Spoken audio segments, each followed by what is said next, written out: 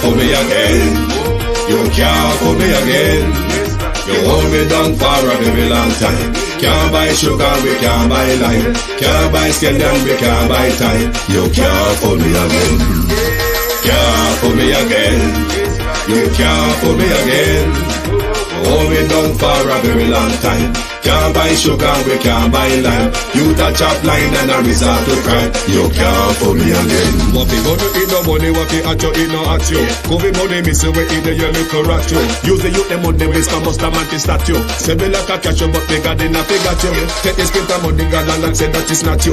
One day the man above end up him, I got a bed. Too much it in the kitchen, some a fly by like a patu. The singers and DJs and social media's coming at you. It burn me, 300% free. it burn me, Garbage pile up the day. it burn me, Give the teacher them it raise. burn me, I see corruption it fees. burn me, Mash down the people them house. it burn me, Every day appear arms out. it burn me, Appear money them a thief. it burn me. And them a sell out the beach. Can't fool me again.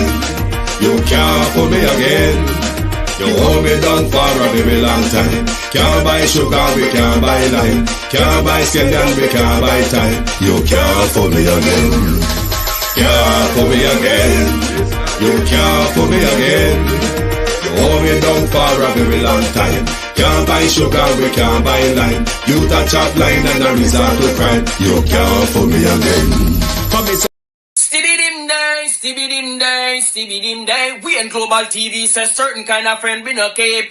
And some informer friend we lovely. We in Global, bona fake friend and bona tape. We in Global, we not promote them, we not support them. Look at them on a cheek, come here represent for. We in Global TV, check it. Good evening, and welcome to Global Television Group. Thank you for joining us this evening.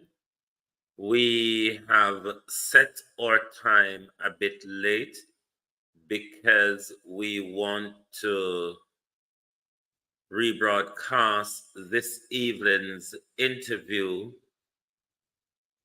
of Dr. Francis and Herb Nelson, as they will be giving their side of the story, or rather responding to the allegations made against them on Sutherland TV this evening. So thank you all very much, and thanks for your patience for waiting. We will keep an eye on Sutherland's interview, which is expected to start in about 35 minutes. Before we do so, though, we have some follow-up questions for the leader of the One Jamaica Legal Defense Foundation. To my community of party and all my family members, platform moderators, membership holders, viewers, subscribers, commenters, and trolls, good evening. Josiah, thank you very much for your membership. Thank you. It is well appreciated. Like and share the live, please. Good evening all, and welcome. As soon as Sutherland TV started the interview with Herb Nelson and Mr. Francis, we'll go over there. Natalia Freeman, Debbie Jervis TV, Marcia Thomas,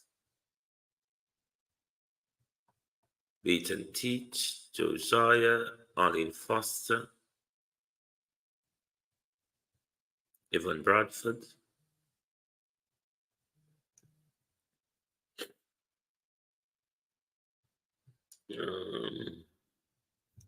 hold on, the Jem Ashley,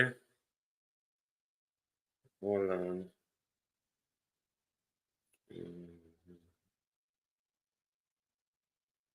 Okay. Jem Ashley, Sunshine, Udaya. Who else there? Paula Shelley, Pamela Okola, Tash, James,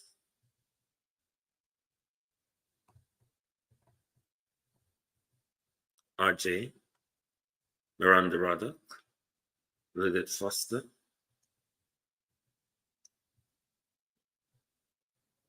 Sharanda Nod, Miranda Roddick, Deb, Angela 48349, Miss Leavid Jones on Facebook, family member. Good evening and welcome. Thank you for joining Global Television Group. Good evening, everyone, and welcome. Thank you for joining. You know, for the last 3 weeks, Global Television has been probing the One Jamaica Legal Foundation, and we have questions after questions after questions. Tonight, though, we will introduce Mr. Rattigan to a different limb of investigative journalism, where we use the words of those, Willie Dunn, who we are investigating to hold them to account. Now, before I get into that, I want to explain something to you with regards to the donors, and I'm speaking specifically to the donors, where Mr. Rattigan told you that when the tax is being filed, everything will be published on the website and you will see for accountability purposes. But that is not quite correct, you see. Your tax filing is accountability to the IRS. When it comes to organizational accountability, that means your bookkeeping by whatever way you want to do it, by whatever method.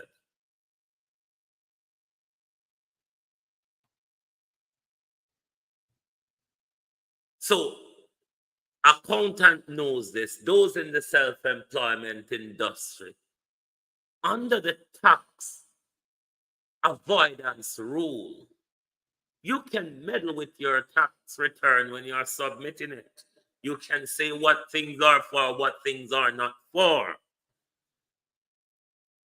The real accountability, though, for the organization is what is referred to as bookkeeping or accounting. Now, the One Jamaica Legal Defense Foundation was registered last September, I think. So you would have to know the OJLDF have about 3 to 4 quarters where if there's an accounting being done, you would have a quarterly financial statement which would tell you the income of the organization, the expenditures, what is your balance if you're in the red, if whatever. But none of that can be produced by the fearless leader of the One Jamaica Legal Foundation because there is no accounting being done. How can an organization be so structured without any accounting? Okay, we'll get further into that. The taxes, the questions posed to the fearless leader with regards to spending of the One Jamaica Legal Defense Foundation money were questions mainly asked of this year's spending.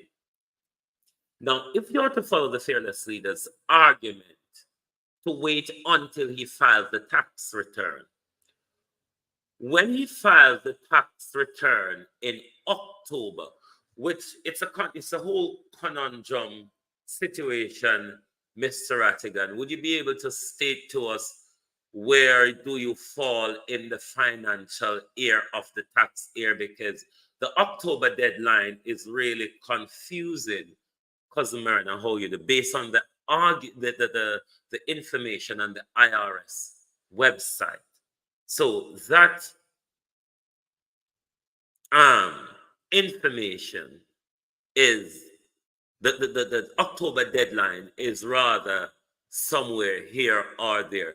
Did you apply for an extension? Could you say for your tax filing, because it's here or there. That bit is confusing as to how you work out the October deadline. That deadline is confusing as per the IRS website. But the taxes that you're going to file now will represent the spending of last year. So what you're saying to the donors, you won't know based on how I will be accountable to you. You won't know of 2024 spending until 2025 when I file 2024 taxes in 2025. Because there is no accounting within the organization. None whatsoever.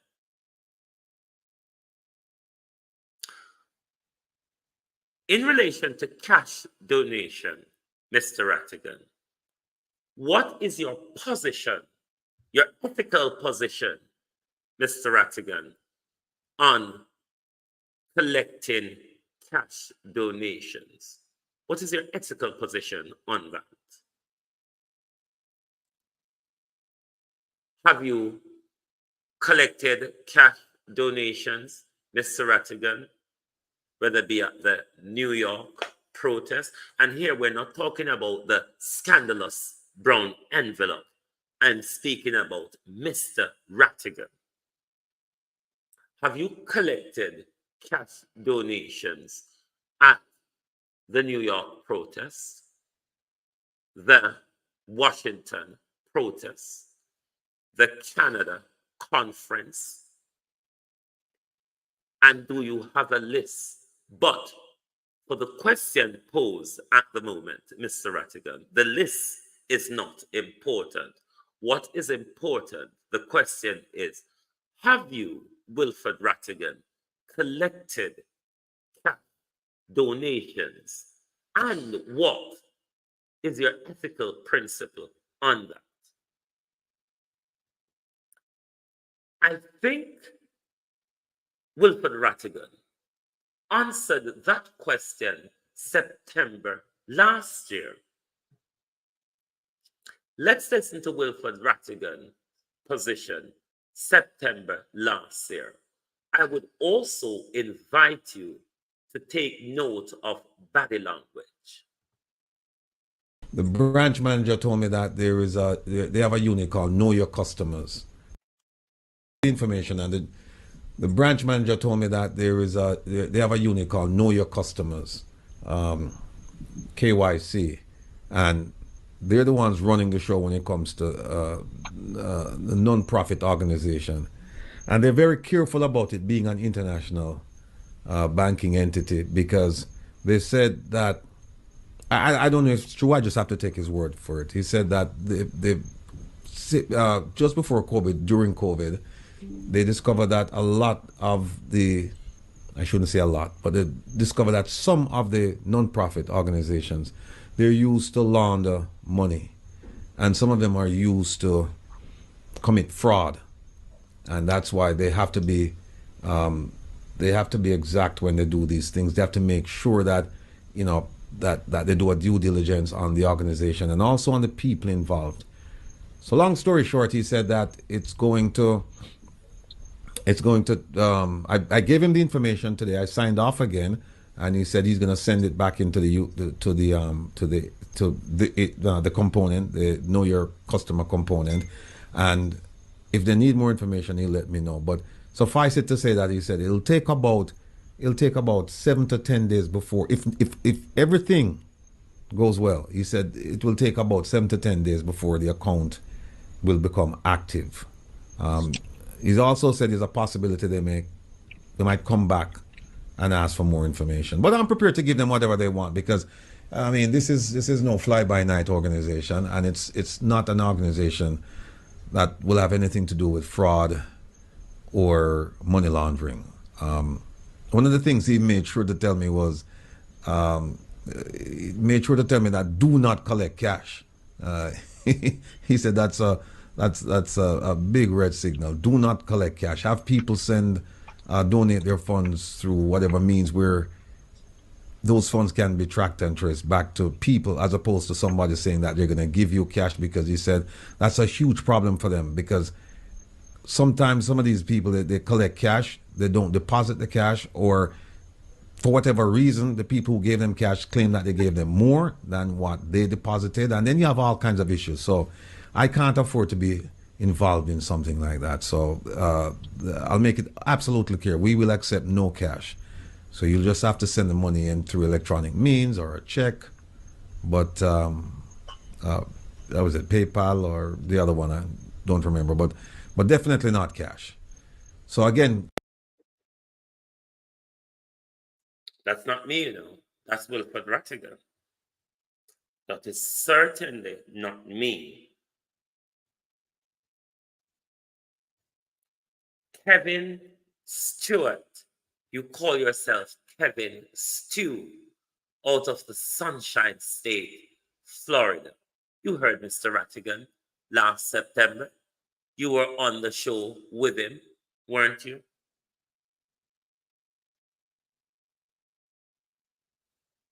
Lincoln Lewis, president. I don't know where you were last September. You must have heard it, haven't you? Is this the Wilfred Rattigan who we've seen in public on Saturday tussling over cash donation? Is it me or is it Wilfred? What happened, Mr. Rattigan, since last September and now? The cash donations you collected at Washington, the cash donations you collected at New York, the cash donations, Mr. Rattigan, you collected at Canada. Can you provide a list for them,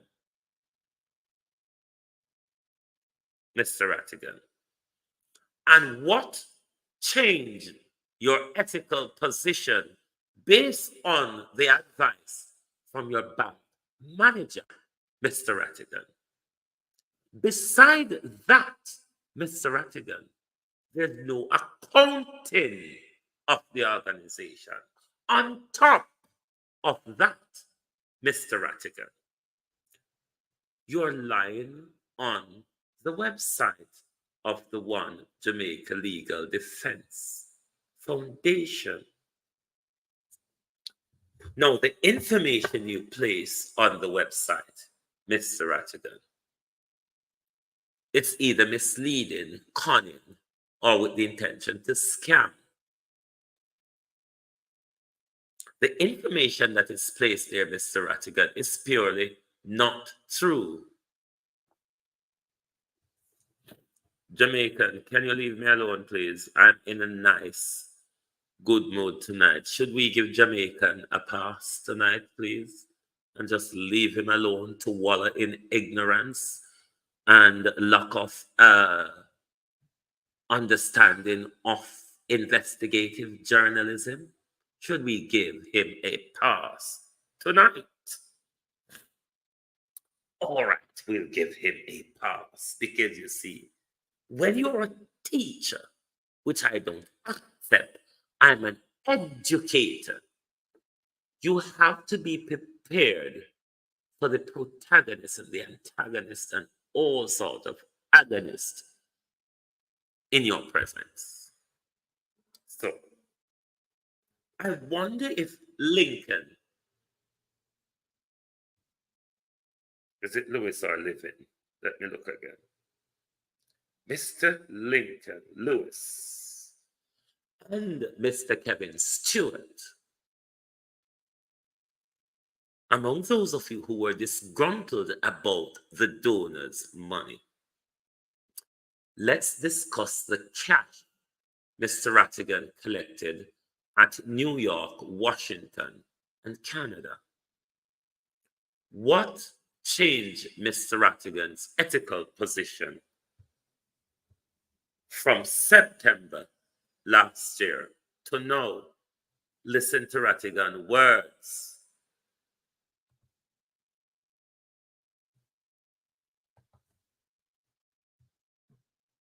They're not my words, they're Rattigan's. But suffice it to say that he said it'll take about 7 to 10 days before, if everything goes well. He said it will take about 7 to 10 days before the account will become active.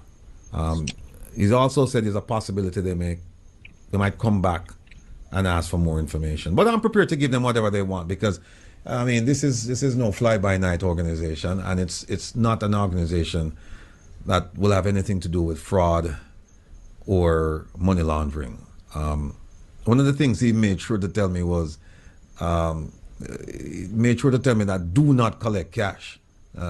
He said that's a big red signal. Do not collect cash. Have people donate their funds through whatever means where those funds can be tracked and traced back to people, as opposed to somebody saying that they're going to give you cash, because he said that's a huge problem for them, because sometimes some of these people, they collect cash, they don't deposit the cash, or for whatever reason, the people who gave them cash claim that they gave them more than what they deposited, and then you have all kinds of issues. So I can't afford to be involved in something like that. So I'll make it absolutely clear, we will accept no cash. So you'll just have to send the money in through electronic means or a check. But that was it, PayPal or the other one, I don't remember, but definitely not cash. So again, the question is, Mr. Rattigan, at your upcoming protest, donors list or no donor list, will you be collecting cash? Now, Mr. Rattigan, previously, the mission was to fight corruption and hold Jamaican government accountable. Since Saturday the 24th, Mr. Rattigan, it is a totally different mission, misrepresentation of the foundation that's been on the website. I've read it out to the public a few days ago.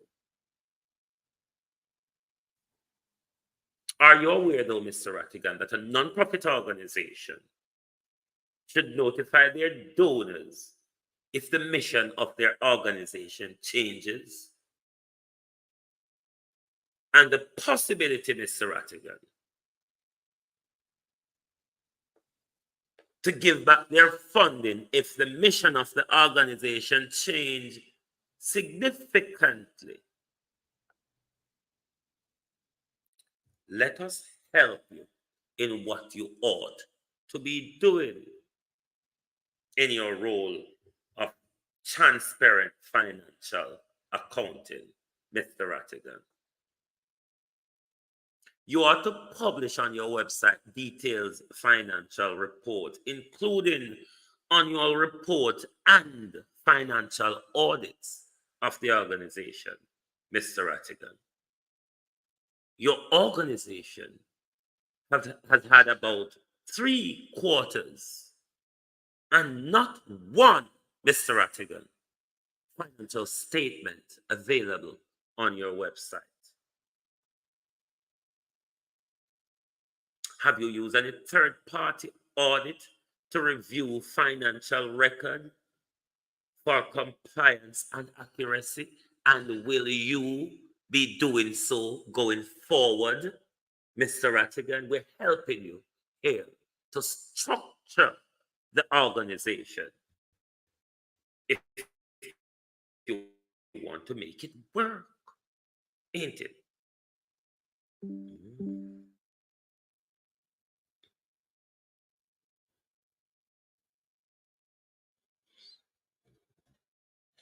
You told the public at some time, you'll be hiring an audit firm.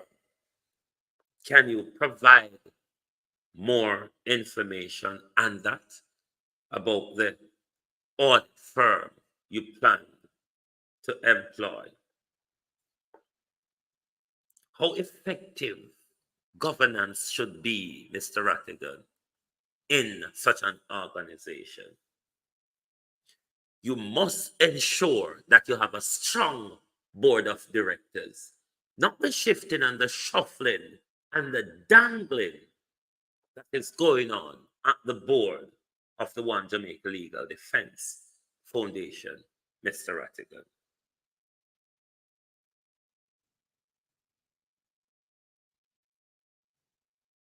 You also, Mr. Rattigan, must ensure and oversee the financial practices and policies of your organization.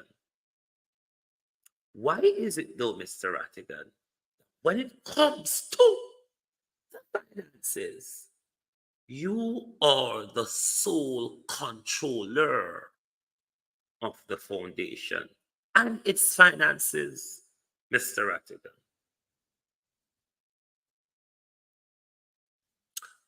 Do you have a way, Mr. Rattigan, of communicating with your donors? Do you provide regular updates on the impact of donation, Mr. Rattigan? Do you have a personalized thank you letter when people donate to your your electronic processes?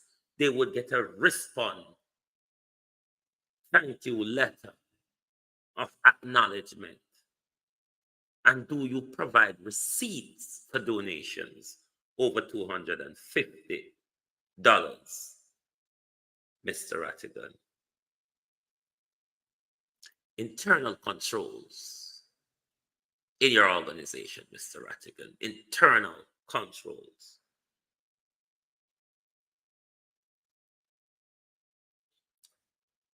Have you segregated duties within your organization, Mr. Rattigan? Have you provided and implement safeguards, such as segregated duties, in order, Mr. Rattigan, to prevent the misuse of funds? Do you carry out internal review of the foundation spending, Mr. Rattigan? Do you have budgeting and financial plan for the organization? Is another question. Do you have a clear, developed mission plan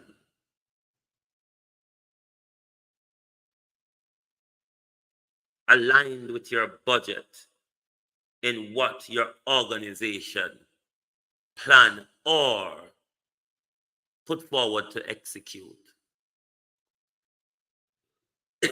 Those are some of the things, Mr. Rattigan, that you, as the fearless leader of the organization, ought to look at.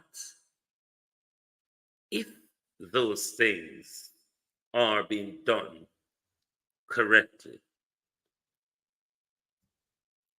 the information on your website, Mr. Rattigan, ought to be corrected as a matter of urgency.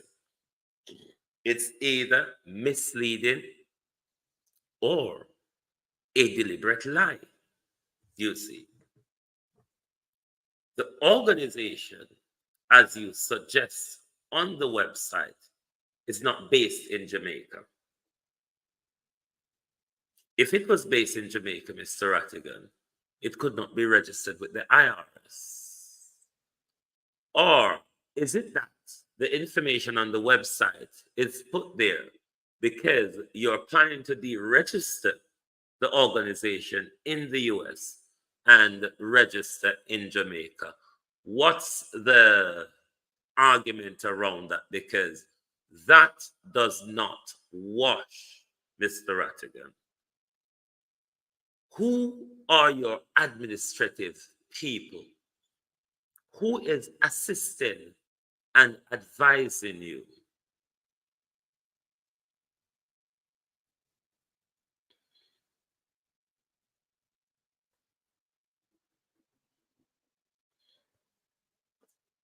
Well, Lachlan,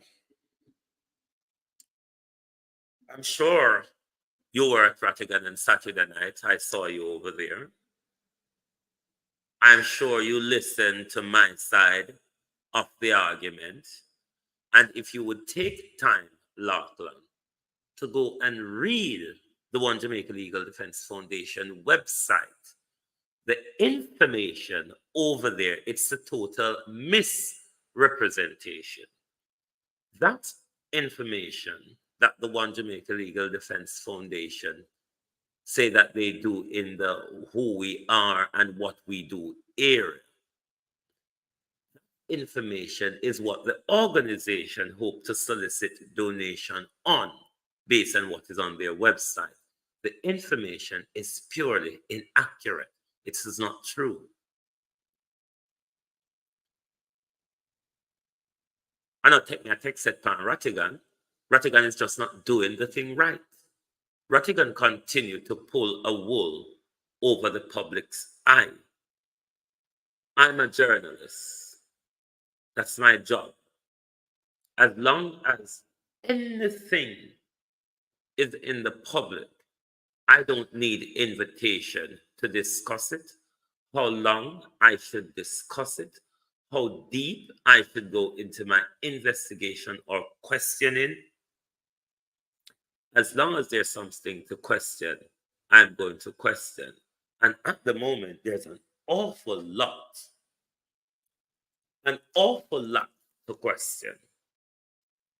Only if you just read Mr. Rattigan's website, there's an awful lot of questions to be had there. If you listen to Mr. Rattigan, there's an awful lot of questions to ask. Mr. Rattigan shows are 8 hours long. Sometimes you all don't remember the things that Rattigan said. I remember them though. That's why I can pull back some of his videos and say, Ratty said this at one point.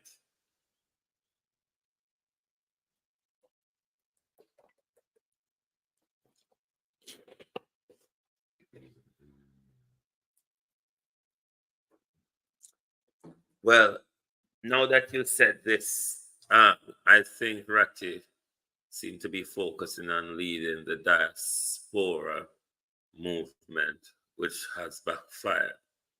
Now, on you saying that, what I am going to ask Ratty to do, and I have asked him to do before, Rattigan, under all of what transpired, must step away from diaspora leadership. He can go and vlog, he can go and talk, he can go and hold the government to account in his own way. When it comes to diaspora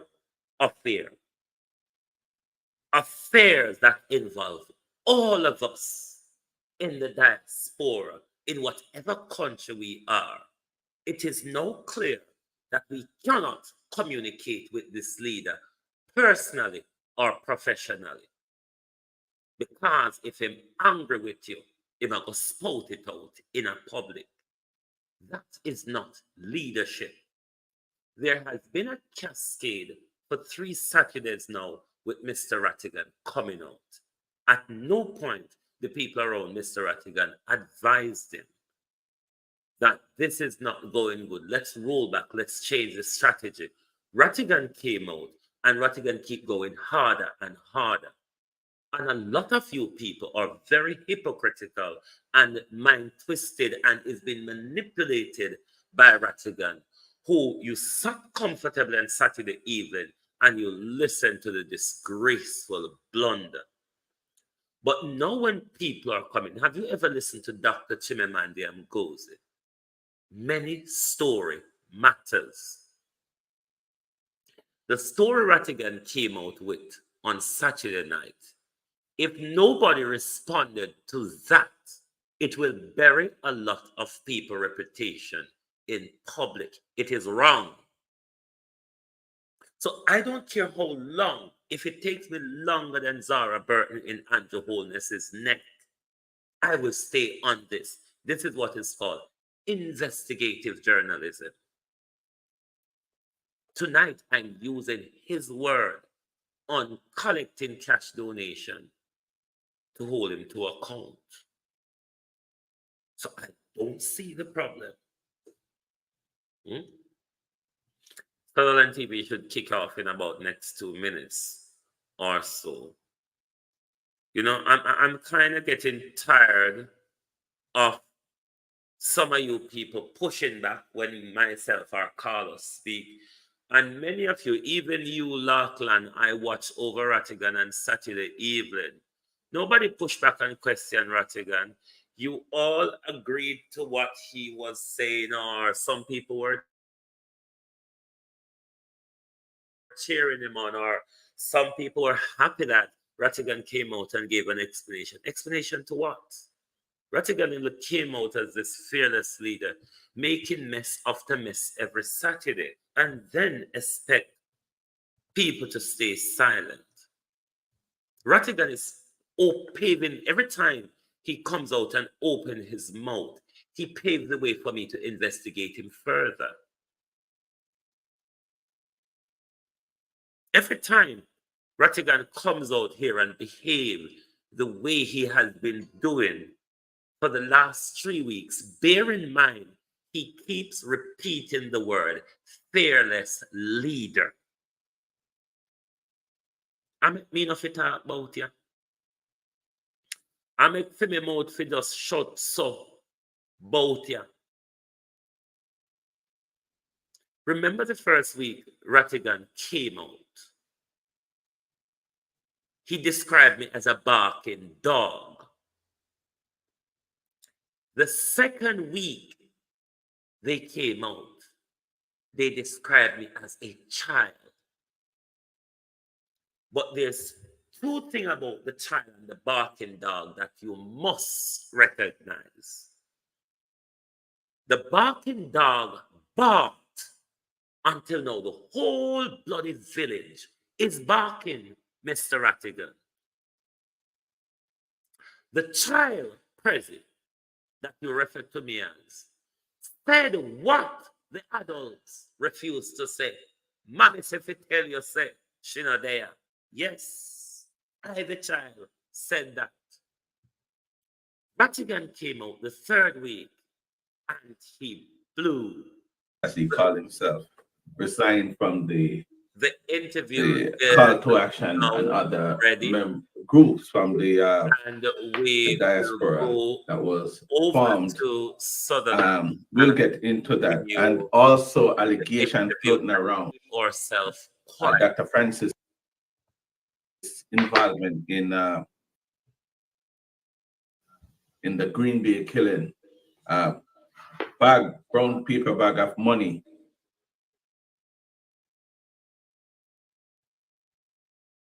is missing after Jamaica Carlos collected. All those questions and more will be answered tonight by Herb Nelson, Dr. Rupert Francis, and I'm thinking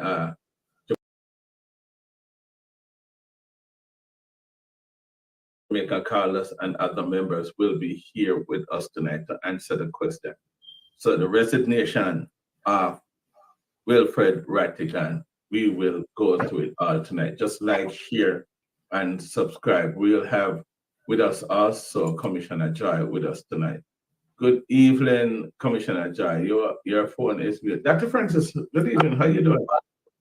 Not too bad, not too bad. And you, my friend? Good evening.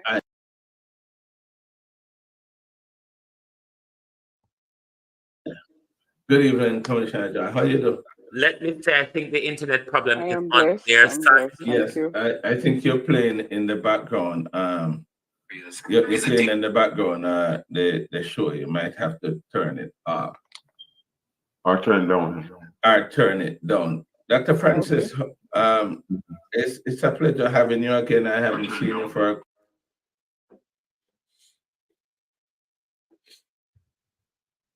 a couple of weeks now. That is true. Yeah. So how are you doing? Well, honestly, you know, I was in hospital for a while, and Okay. to be quite honest, God is good. I'm out and Okay. I'm about, and I'm recuperating well. And but it was important to keep in touch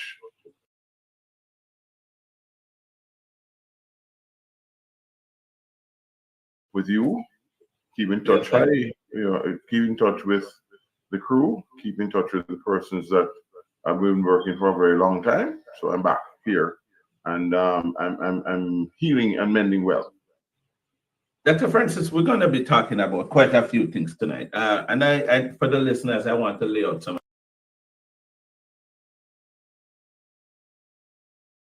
of the things that we'll be talking about.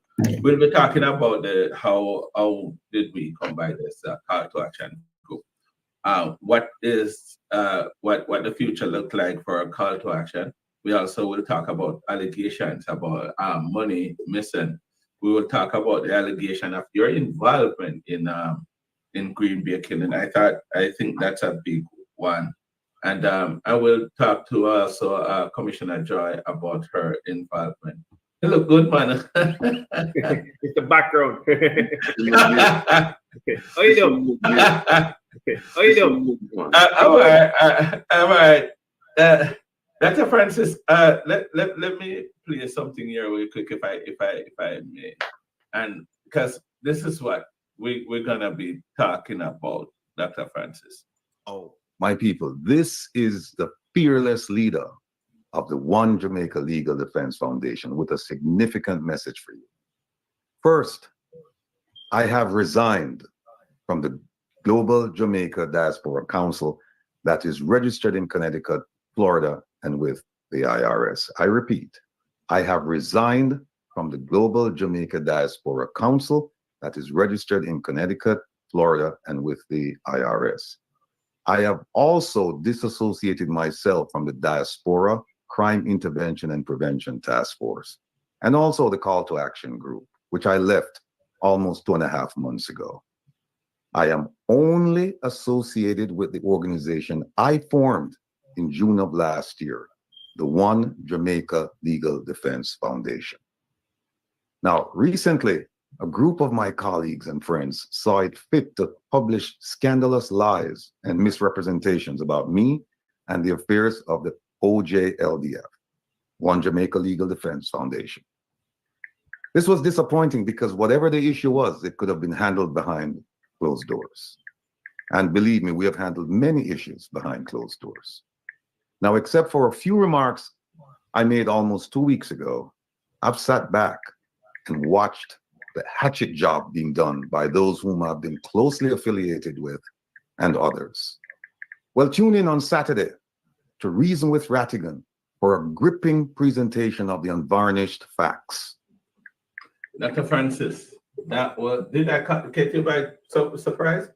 Oh yes, you did catch me by surprise because I didn't expect to see Mr. Rattigan speaking to us today. But that's fine. It's okay. I was, it's okay. No, it's just that I don't know if Chris mind or Commissioner Joy mind, but I think I wanted to put that out there because a lot of what we are going to be talking about stem from a result of that resignation, of course. And as he would have said, join us with Reason with Rattigan this Saturday. And from that, then come other allegations that we'll be going over tonight. I'm awaiting Mr. Herb Nelson and I guess some other people. But while we wait, I'm gonna ask you, what does this resignation from Wilfred Rattigan mean to call to action? Before I even get to that question, Dr. Francis, I want to know what about this call to action? Who formed this call to action group? Well, before I say that, let me say welcome to the listeners. Welcome to those persons who are on board with us right now. Welcome to those persons who just want to hear the truth and nothing but the truth. In regards to the video before, I'm not going to comment on that video because everybody's entitled to their position, and that was the position given. And I want everybody to understand. And before I go even further, I'd like to say who I am, where I'm from, and how I got to be here. It's just very short. I'm from Ocho Rios. I was born there, and then I went to Yorkcaster High School, and I graduated from there. And I was Boy of the Year for Jamaica in 1968 for Social Development Commission. And then after that, I wanted to go to university, but I couldn't afford it, so I joined the military. But the military joined me. So let me make it clear there. That is just a background of who I am and what I've done. I've served my country and other things, but I'm not going to waste time on that. I'm going to say to you, though, those incidents taught me a lot about what to do, how to do it, and to the love of your country and patriotism. So that's all I'm saying at this point in time. The question you asked me was the call to action. The call to action came together I would say at the right time. I think there were some of us who thought that we were not getting the real deal from the government of Jamaica, and so we decided in the diaspora that we wanted more acknowledgement, more notice, because if we are the ones who have carried brand Jamaica all these years, we wanted to make sure that we could at least be part of the equation. And we found out that many things that were being done in the diaspora was still being headed by the Jamaica government, regardless of which government. It didn't matter to which government it was. Right. Okay? Yeah. So that's how it came to be. And so we got together, some people of like minds, and we did that, yes. Oh, you guys come together and farm. Do you have any, can you tell us how long ago since you actually farm, you like-minded people come together and form this group? Well, it's over a year. It's over a year that we have been together, as a team. And they're members of the task force, that are on it. And of course, members from other groups. We tended not to call people's names to identify them as members. And so on and so forth. Some people have volunteered their time, their effort, and so on.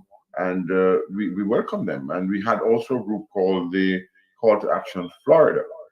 Our aim was to make our voices heard in terms of protests, whatever way we can through social media, and to gain the attention of the Jamaican government, write letters, whatever. So that's how we came together, yes.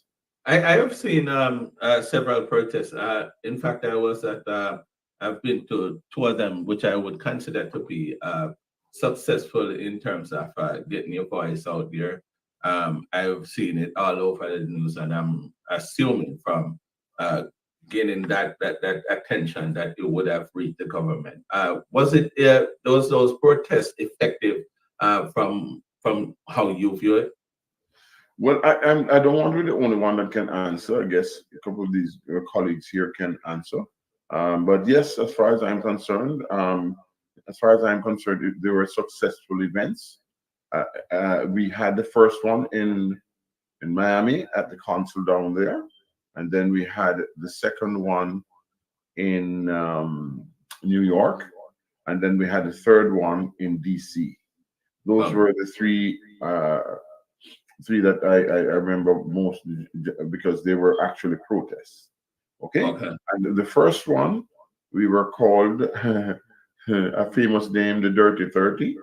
And at that time, a travel advisory came out, and we were thought that we were responsible for that. And we also sent out letters to galvanize support. And the first letter was sent to the ambassador of the United States, Otto Marks, and was sent to as many people as possible, including the government and government officials everywhere in the world. And so you mentioned 3 protests, but I am aware of 4. Why not 4? We didn't consider the first one was Miami. That was a protest. The second one was New York. That was a protest. The third one was DC. The other one was a conference protest. Okay. Yes. Thank you for that. I've seen join us, Mr. Herb Nelson. Mr. Herb Nelson, how you doing? I guess something right. It went under the table, I think. It went under the table. Chris, how you doing? Yes, sir, I'm well, thank you. Chris, it's important on this show for you to tell us a little bit about Chris. Just a minute about Chris. Yeah, man, sure. Real quick. So I am a Jamaican born, but I am a retired special agent from Homeland Security. 21 years there and another 5 with the Drug Enforcement Administration. So my background for the 27 years is law enforcement, U.S. law enforcement, that may be specific. I was introduced, after I retired, I was introduced to Dr. Francis and his efforts, the Diaspora Crime Task Force and the call to action groups, right? Which, by the way, for those who don't understand the call to action groups, it's just a WhatsApp group with a group of people who discuss matters concerning, affecting Jamaica, and the objective is to improve or make suggestions to improve the situation with the crime there, and to eliminate corruption, and to hold the government, and by that I mean any government, not PNP or GLP, any government in Jamaica, right? Responsible for doing what they're supposed to do, taking care of the citizens, getting things done, accountable for funds that they receive to help the country, the island, the people, and so on. And I thought, that's an interesting group to be a part of, to hear what they do, what they say, what they plan, and so on. And so, being retired now, I said, and my background being law enforcement, I was asked to join the group, participate, and so on. Perfect. It sounded like a great fit, right? And the group discussed different things, current and past, concerning Jamaica, the crime situation, how things could have be improved, how things were not done properly, and so on.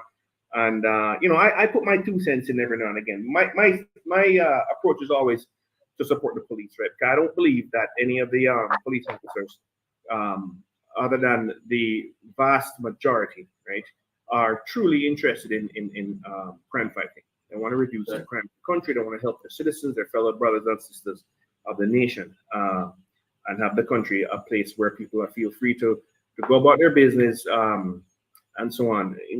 Also including attracting tourists and foreigners, right? That's a big part of it as well. And I just think that the police needs to be given more support. We talk about training, resources, and of course the interference, political interference, which is a factor, okay, that affects policing in Jamaica. Let's face it.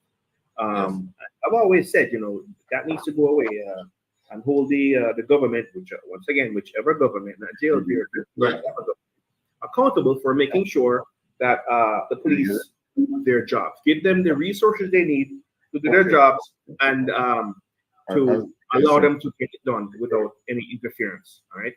Also, corruption, which let me say is across the world in every country, right? Whether you're a developing country or such as the country, or countries such as the US, Canada, UK, what have you, all have corruption issues and matters. The thing is that sometimes in Jamaica it may be more overt, and as Jamaicans we see it. It's probably more personal to us, right? It's a small island, small country, small place, so it may appear more evident than it does in other places. And the difference is that in the US and other places, we've noticed that when corrupt activities are identified, usually taken care of. There's resignations, there's arrests of involved if it's a crime, and so on, right? In Jamaica, it may not be as such. Let me just say. Right. May I just interject a second and say that could you send it to Mr. Gross and Mr. Brown? He needs to mute. Okay. What is it? Okay. All right. I will send. I thought I sent it to Mr. Brown. He muted it. Okay. All right. I will send it again. So anyhow, while I'm here, I'm gonna take care of it. Commissioner Joy, I see you as an active member in the whole call to action group. I'm just trying to find out a little bit about Commissioner Joy, and I'm pretty sure the listeners want to know a little bit about Commissioner Joy as well, and how you get to be a part of this this group. Could you tell us a little, Commissioner Joy? Hi, good evening, each and everyone. Good evening. Thank you for having me on your show, and also to everyone here tonight. Are you hearing me very well? Oh, definitely. Yes, yes, ma'am. Okay, okay. Well, I'm commissioner, and I'm a 4 year. I just did my first term in Florida. Yes. Now, Jamaican by descent, Mhm. which means my mother and my father born and raised and grew and everything in Jamaica. I'm a British. I was born in England, but I've been to Jamaica since I was 11 months old. Okay, okay. So, you know, I went back to England. I migrated from England to the United States. So, here in the United States, and the reason I become a commissioner is because of representation, representing where I am a commissioner right now. I've been lack of representation there, and that's why I run for commissioner here, because my community also have a lot of Jamaicans in there, and we are not being represented well here. Right. Now, the same thing in Jamaica. This is it. Been to Jamaica. I have a property in Manchester, and I've spent tons and tons of money there. Soon as I go there, put on a door, thief take it off. Put on a window, splice out the window, cut off the grill, empty out the house. It's like every time I have to be starting over in Jamaica. So there, and then the last point, I'm still waiting for fingerprints to happen in my house, where my house has been not even broken into, and not even as much as fingerprint cannot be presented to fight a crime, or at least say, let me feel comfortable where the police come and do some fingerprint. Not even as much as that cannot be done. So I find it I've been searching and searching and searching for, people who really care about what's happening in Jamaica and wants to build Jamaica, make Jamaica better Jamaica. So I met Dr. Francis, and actually, I think it was through Jamaican Carlos. To be honest with you, I'm not even sure how it go, because I wanted to be somewhere to do something, and I was watching. Be a part of a group that can Yes, make a that difference. can Okay. at least make a difference. That can Okay. make a difference. I'm here. I'm trying to make a difference in my own community, but I have seen, and there's a lot of elected officials here in America who are Jamaicans and who turn their blind eye on what is happening. I am not that person. I am not that person, because I want to know that when I'm tired and I want to take a dive to Jamaica, I want to take a trip to Jamaica, I want to feel comfortable. I want to have to be looking behind my back. I just Right. want to jump in my car, go pick up my car at the airport, jump in the car, and go to my home. I don't want to have to be like worried about stopped by cops and get, mistreated, or stopped by robbers and Okay. thief and whatever the case. So anyway, um, when I pounce upon call to action, man, I was so excited. I'm like, oh my God, this is something that I want to get Be a involved part in. of. Right. Yes, I want to get involved in it. Anything to make Jamaica, nice. I I agree want to be again. a part of it. I agree again. That's So why so I so keep, let that's let why me I ask you keep this that though. word nice. So let me ask you this: do you have any Yeah. regret being a part of Call to Action? Have not regret at all being a part of Call to Action. The only thing that I regret about is the way how things turned out, because I have highly respect for each and every one that involves in a Call to Action. I did. When I met the everyone, I thought we were all one big family who have the same motive, have the same heart and compassion for what Call to Action is about. Okay. Okay. Well, thank you for that. I want to hear a little bit from Mr. Herb Nelson. Mr. Herb Nelson, how you doing? Thanks for coming. Hey, Can you just give us a 2 or 3 minutes synopsis of who Herb Nelson and how did you get to be a part of Call to Action?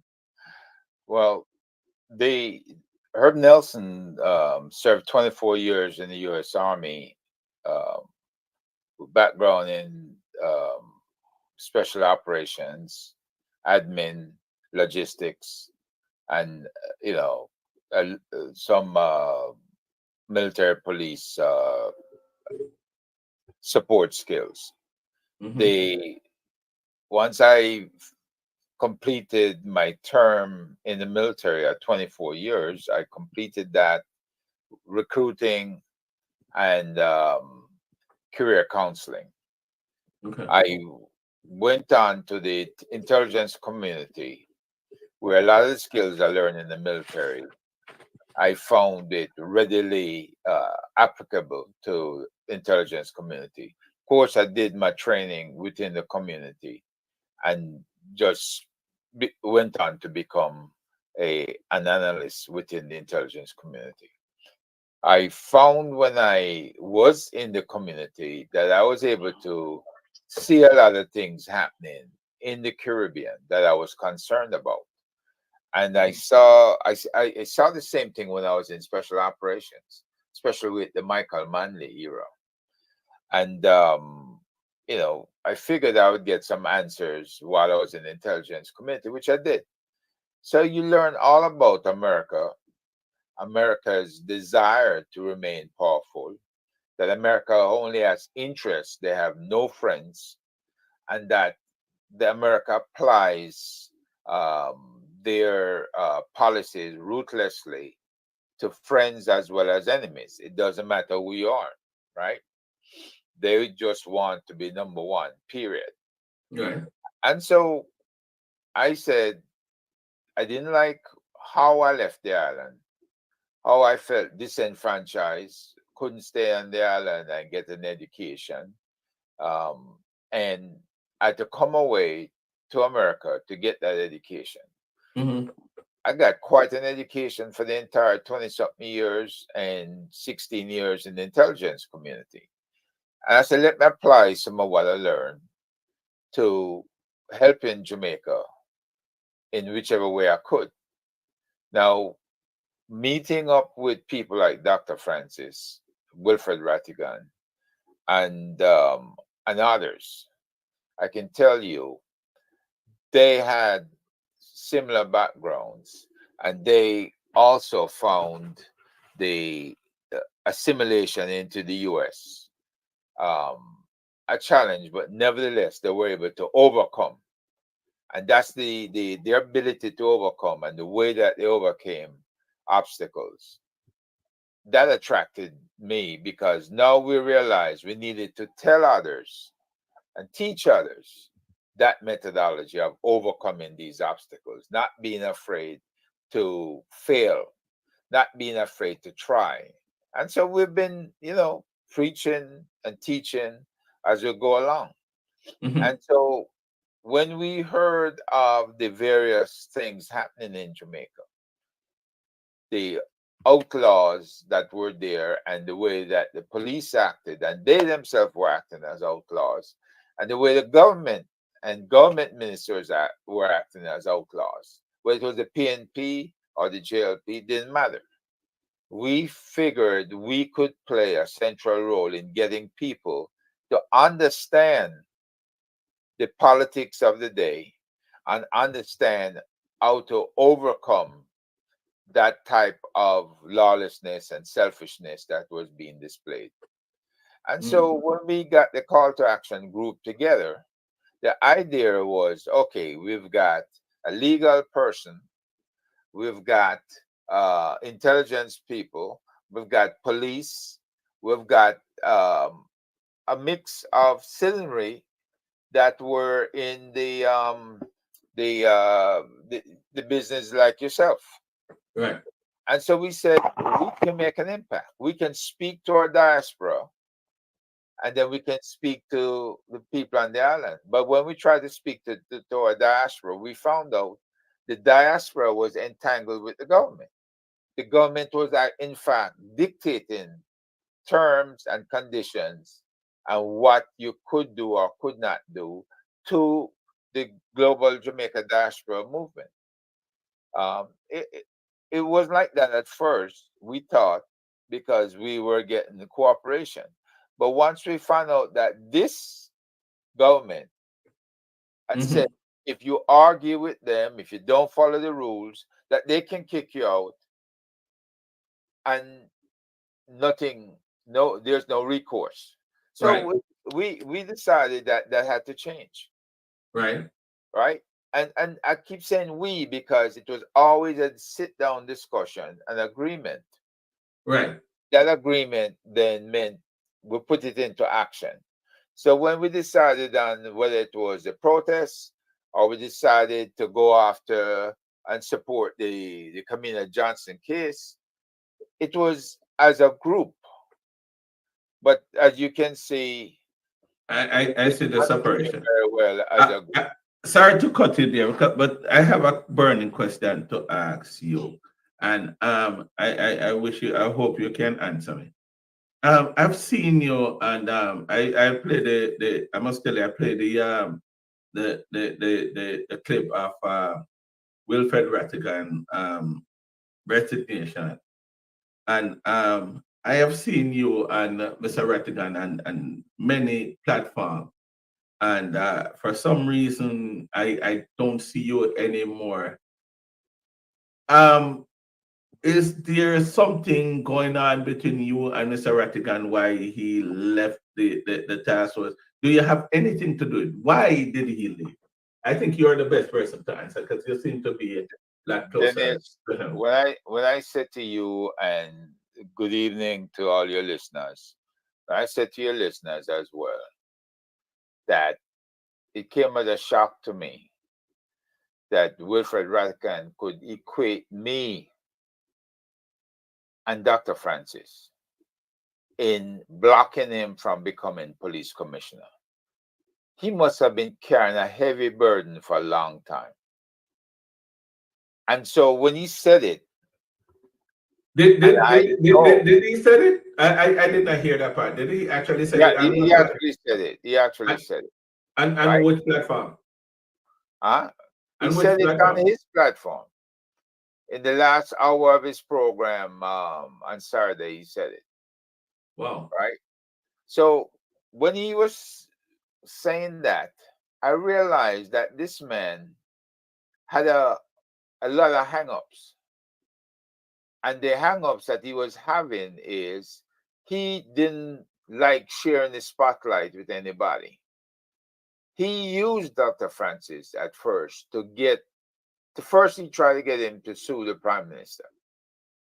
Right? Now, he had sued the Minister of Foreign Affairs, and now he was trying to get Dr. Francis to sue the Prime Minister. That didn't work out. So he says instead he'll just go ahead, use him to sign these letters as head of the Crime Task Force and as a member of the Global Jamaica Diaspora Council. And so he used them. So let me ask you this. Let me just ask you this because you said he said it. Did you block Mr. Rattigan from becoming the commissioner, the police commissioner of Jamaica? Dennis, I wish I had that kind of power because I'd use it for a lot more things other than blocking Mr. Rattigan. Allow me to ask Dr. Francis the same question. Dr. Francis, What did you have to do with that Wilfred Rattigan not obtaining his position as police commissioner? You mute. Let me see, Dr. Francis. I find it astonishing because I met him in I think it's 2017 or 8, and I knew 2016. 16. Yeah. But I didn't know this man at all. I didn't know him at all. You know, I didn't know him. So the fact of the matter is that why would I do something to somebody I didn't know? And furthermore, I didn't have those connections. Wow. Wow. So let me ask you this. I don't know who is the best person to answer this question. Where is the future for how does the future look for call to action now that Wilfred Rattigan has resigned? Our future looks good, Dennis. We have expanded into Europe. We have expanded into rest of North America, Canada specifically. And that's where the source of this contention reared its ugly head. Because we were looking at this expansion all along. We were looking at making appointments. Mr. Rattigan sat for a while after we took over the Global Jamaica Diaspora Council. And I kept telling him that people were confused. They didn't know what to do. They didn't know who to report to. And then we had to make every effort to find out what do we do next. We have experts. We had Dr. Francis, and we had Mr. Beckford up in the Northeast. And we have other people who participated before that wanted to be a part of our movement. Can I jump in here a second, Herb? Doesn't it? Go ahead, Dr. Francis. Yeah, David Brown on I don't know if you're aware of that, Dennis. Yes, I actually see him, but he had blacked out. So I good evening, Mr. Brown. How you doing? Good evening, sir. Good evening, Mr. Sullivan. Yes, nice to have you, Attorney Brown. We are here talking about some allegations that we have not got into as yet, but there are some allegations that was made by, according to stories that I'm getting by Mr. Rattigan. Dr. Francis would want, and I think Herb Nelson, all the main players would want an opportunity to address them and for the public to hear their side of the story. So we are here to discuss that tonight, sir. Yes. Are you aware of what is going on where that is concerned?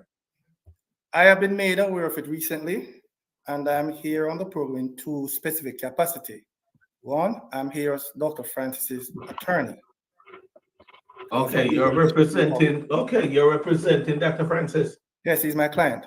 Okay, sir. And I'm also here in the capacity as a member of the Diaspora Task Force. Oh, so you are a member of the Diaspora Task Force as well? Yes, I am. Are you a new member, or you was always a member? I can't say I was always a member, but I'm not a new member. Okay. And if you can give me the courtesy of allowing me to say good evening to the participants, yes, sir, and to the listeners, and also tell a little bit about myself as the other participants did. Yes, so I was gonna do that. Go ahead, sir. Okay. My name is David Brown. I am an attorney here in the United States, in Florida. I was a former police officer in Jamaica, and I was also a member of the United States military. And I became a member of the task force after I was referred to Dr. Francis by a gentleman by the name of Malachi Smith, who was a former JCF member, as well as a Miami-Dade police officer here. I was a member of an initiative called the Gabriel Policy Initiative, dedicated to support Jamaica's fight against crime. And shortly after, I would say, a major input in that effort, Mr. Smith told me about Dr. Francis, and I looked into what he was doing and thought that collaboration made sense, and I joined forces with him to continue to help Jamaica. And I met Herb Nelson during that period, and we have been doing, participated in some good work with them. I was not a part of the call to action movement. In fact, I expressly disapproved of the linkage between the task force and what I perceive to be a movement that was not directly in line with the objectives of the task force as I knew it when I joined. However, as an attorney, I understand the right to free speech. And I also met Mr. Rattigan at one point. And in fact, I did appear in a program here with him, if you can recollect. Yes, right? yes, I remember you were on that show. Right. And Mr. Rattigan is an attorney, so I give him the full respect as a fellow member of the bar, even though he's of another bar, right? So I am not in the middle of any negativity. I'm concerned about brand Jamaica, right? Right. So my purpose here is limited to the role of being Captain Francis' attorney, and also as the opportunity permit, I might say a little bit more about my perception as it relates to the role of the task force and what it can accomplish. Thank you, sir. Yeah, thank you very much, sir. I'm hearing everybody talking about Dr. Francis being the man behind call to action. That's what it implies, because Dr. Francis is where everybody means. Nobody's not saying that it was they're part of Wilfred Rattigan. Where did the connection come from? Dr. Francis, with you and Mr. Rattigan? The connection came when we spoke to Mr. Rattigan about an alliance to put things together to see if we could get responses from the government. I felt the more the merrier, and we should do it, and so on. Of course, as Attorney Brown told you, he did not think it was a good idea. He thinks we should remain on our core projects. And for those who don't understand this, the core projects of the Crime Task Force are numerous, and we're in fact operating in Jamaica. But one of the things that we go by is not being to show off. We don't go the braggadocious way. And so that's why a lot of people don't know who we are and what we are doing in Jamaica. We are doing a lot more things than a lot of people are doing in Jamaica. Okay? And had I gotten the opportunity to say this, to say some of the things that we are doing, but we will be doing that, and we will be engaging in that. In fact, the most recent one is doing a thing called Be Prepared, which is a disaster preparedness format in a foundation which we have to suggest that we must be prepared for any eventuality, whether it's a hurricane, a storm, an earthquake, whatever. We have never been prepared in Jamaica. So our goal in that foundation, but we have several different departments, if you understand what I'm saying. Right. So we're trying to gradually grow into that. However, this call to action was so inviting towards moving further quicker and for the diaspora engaging by itself, because the diaspora is huge. If this diaspora ever got together and really if we could do that in such a small number the other day, up to the point of when we've had these issues, can you imagine where we would be today? We would be on our own, we'd be autonomous, and we could speak, So somewhere along the line, things went awry. And we will address some of them this evening, but I'm not here prepared to say why and how, but I was very disappointed in Mr. Rattigan leaving the space when he did. Okay? And so that's basically the situation. So that led to a lot of things. And so our audience tonight must be prepared to hear the truth and nothing but the truth. Okay? That's why we're here.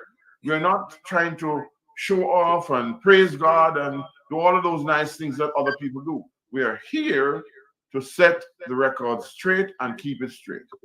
Go ahead, yes, sir. I'm glad, because a lot of people are concerned about the rift that is going on. But the main face on call to action and all these protests that went on was always you and Mr. Rattigan, and of course, Carlos, but the main face, and Herb Nelson. I think those were the four main faces on it. I think you and Rattigan was more pronounced as the front runner. I beg one to pardon. Commissioner Joy, everybody loved her because she came joyful. She came with the attitude of old time Jamaica. Okay? And I tell you, anybody who get her as a representative, gone clear. Yes, I believe you. I spoke to her on numerous occasions. I love how she really put herself out there. If you ask Commissioner Joy a question, she's gonna answer it real, and that's what I love about her. But Dr. Francis, I want to ask you though, where are you today without Rattigan being a part of what you're doing?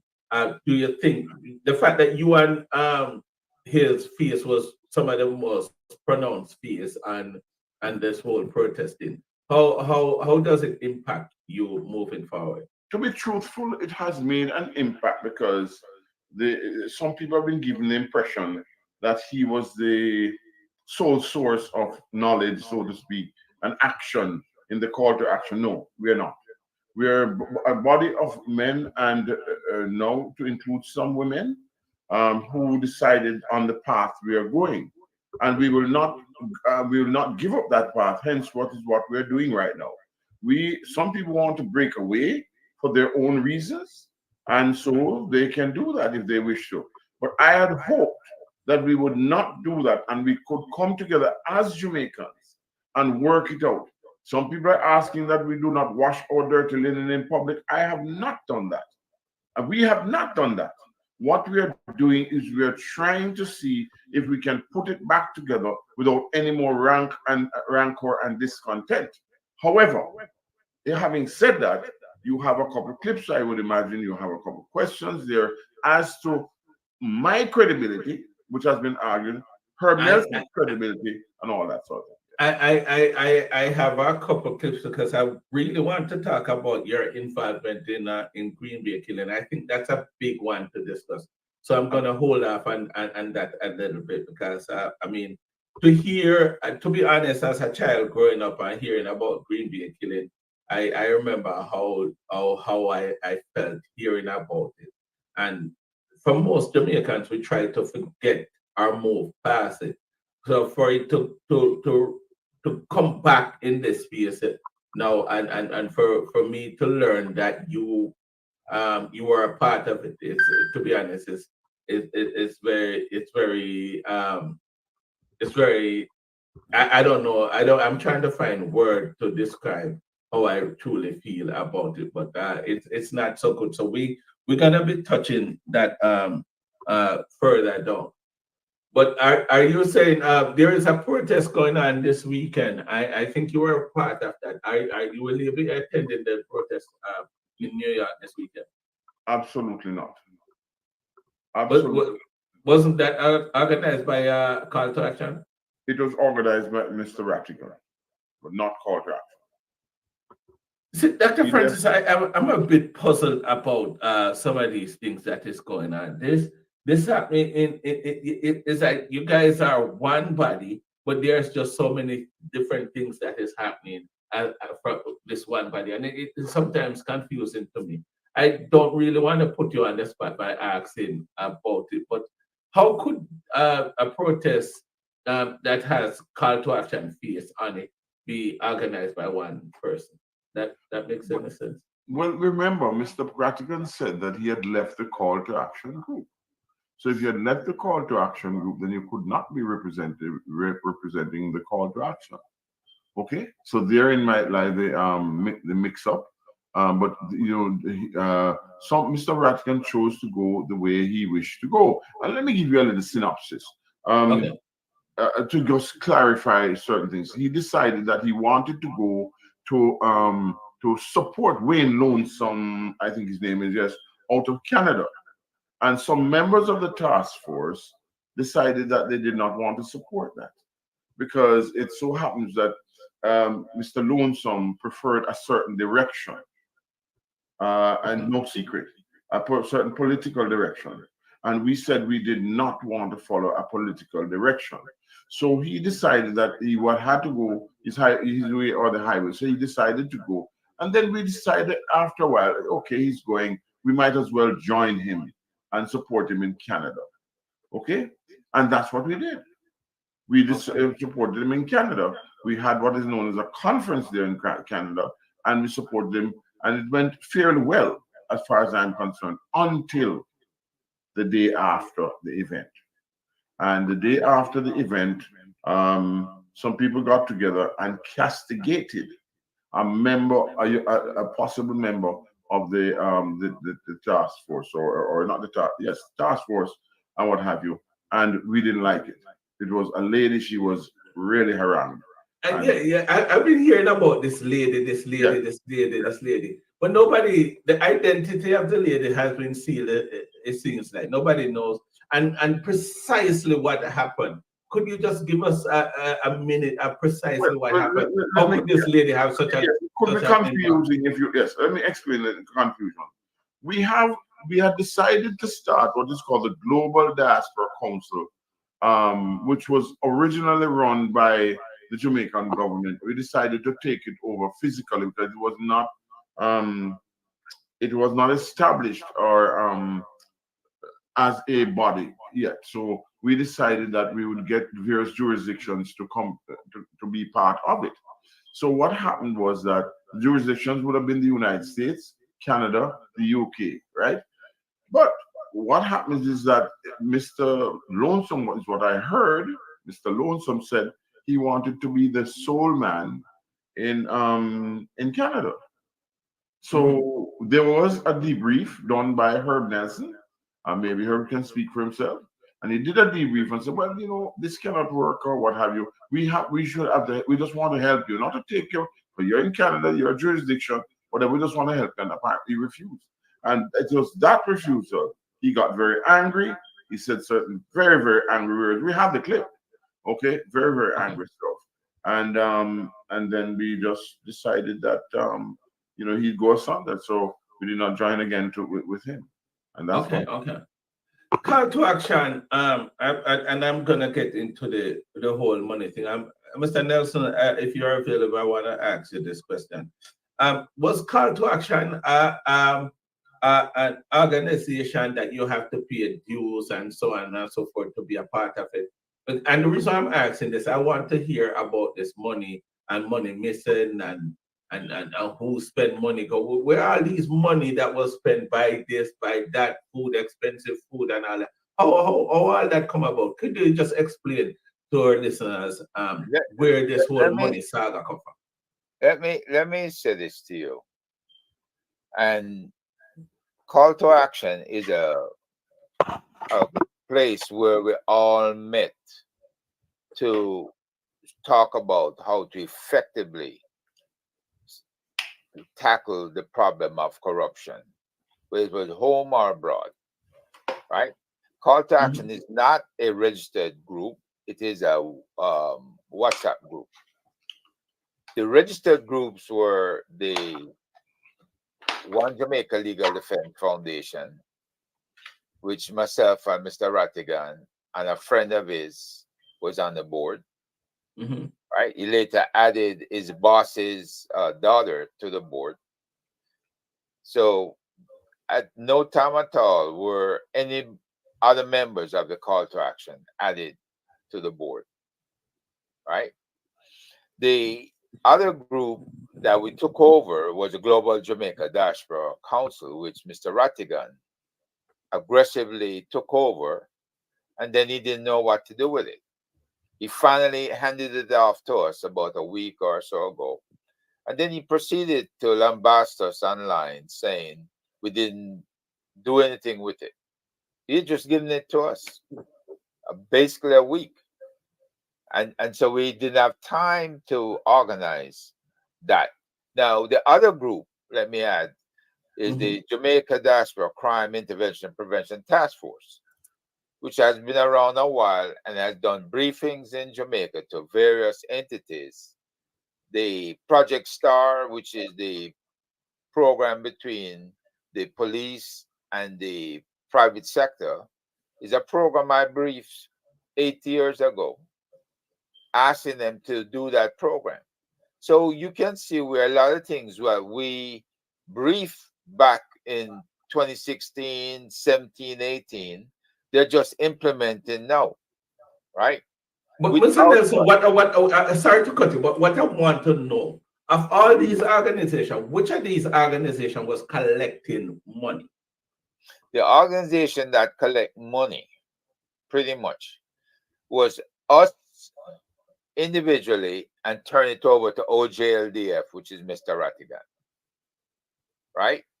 So I know what premise would you collect money, because you're collecting money individually. How does that work? The only premise was that we were collecting so we could fight these court cases or start court cases, right? So the issue as it stands was there was just one court case that needed to go to the appeals court level. Mm-hmm. And Mr. Rattigan was working with two attorneys, John and Isaac Buchanan. John was the same attorney who took wrote up the appeals for Vybz Kartel, right? Mm-hmm. And so we know these cases cost money. Mm-hmm. And the problem I was having on the board was Mr. Rattigan outlined the makeup of the board, outlined what needed to happen, said we had an accountant, right? But at the same time, when he called a meeting, there was no agenda for the meeting published, so we could prepare for discussion. And after the meeting, there was no minutes of the meeting prepared and published either. Okay. So I don't know what he was writing down afterwards, and what I only knew when it came up in the UK and in other places that money was being paid out or whatever. I was being asked to answer these questions, and I said, no money can be paid out unless the board approved it. And as far as I knew, there was no approval on my watch. I don't know what the minutes say. I don't know anything else other than that. All right. So you did not personally pay in any money to any organization from your pocket. I know you spend a lot traveling all over. We know all that. But did you put it this way, Dennis? I was responsible for doing investigations, and those investigations cost money. And at one point, I was almost up to $4,000 in the red out of my own pocket. So when people come and say, "Oh, well, Herb, you didn't contribute anything," I'm sorry. put your personal money in it. Yes. Let me ask Commissioner Joy. Commissioner Joy, is there? I'm here. Were you paying any money to any of these organizations exist? Well, to be honest with you, I have. You mean you asked me if I was ever being paid? Yeah. If you were giving money, I paid.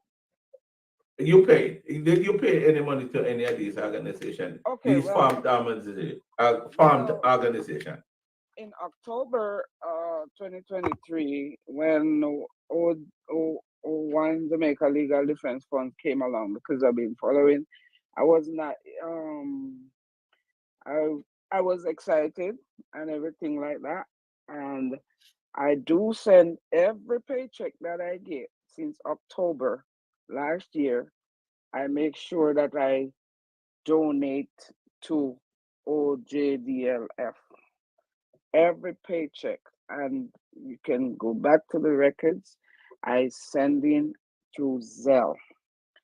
Every pay period since from October last year, right up until June, because when I realized, and I start to hear a little bickering here and there with my suspicion and everything, I was not a part of the group itself. I've never been in the meetings or anything like that.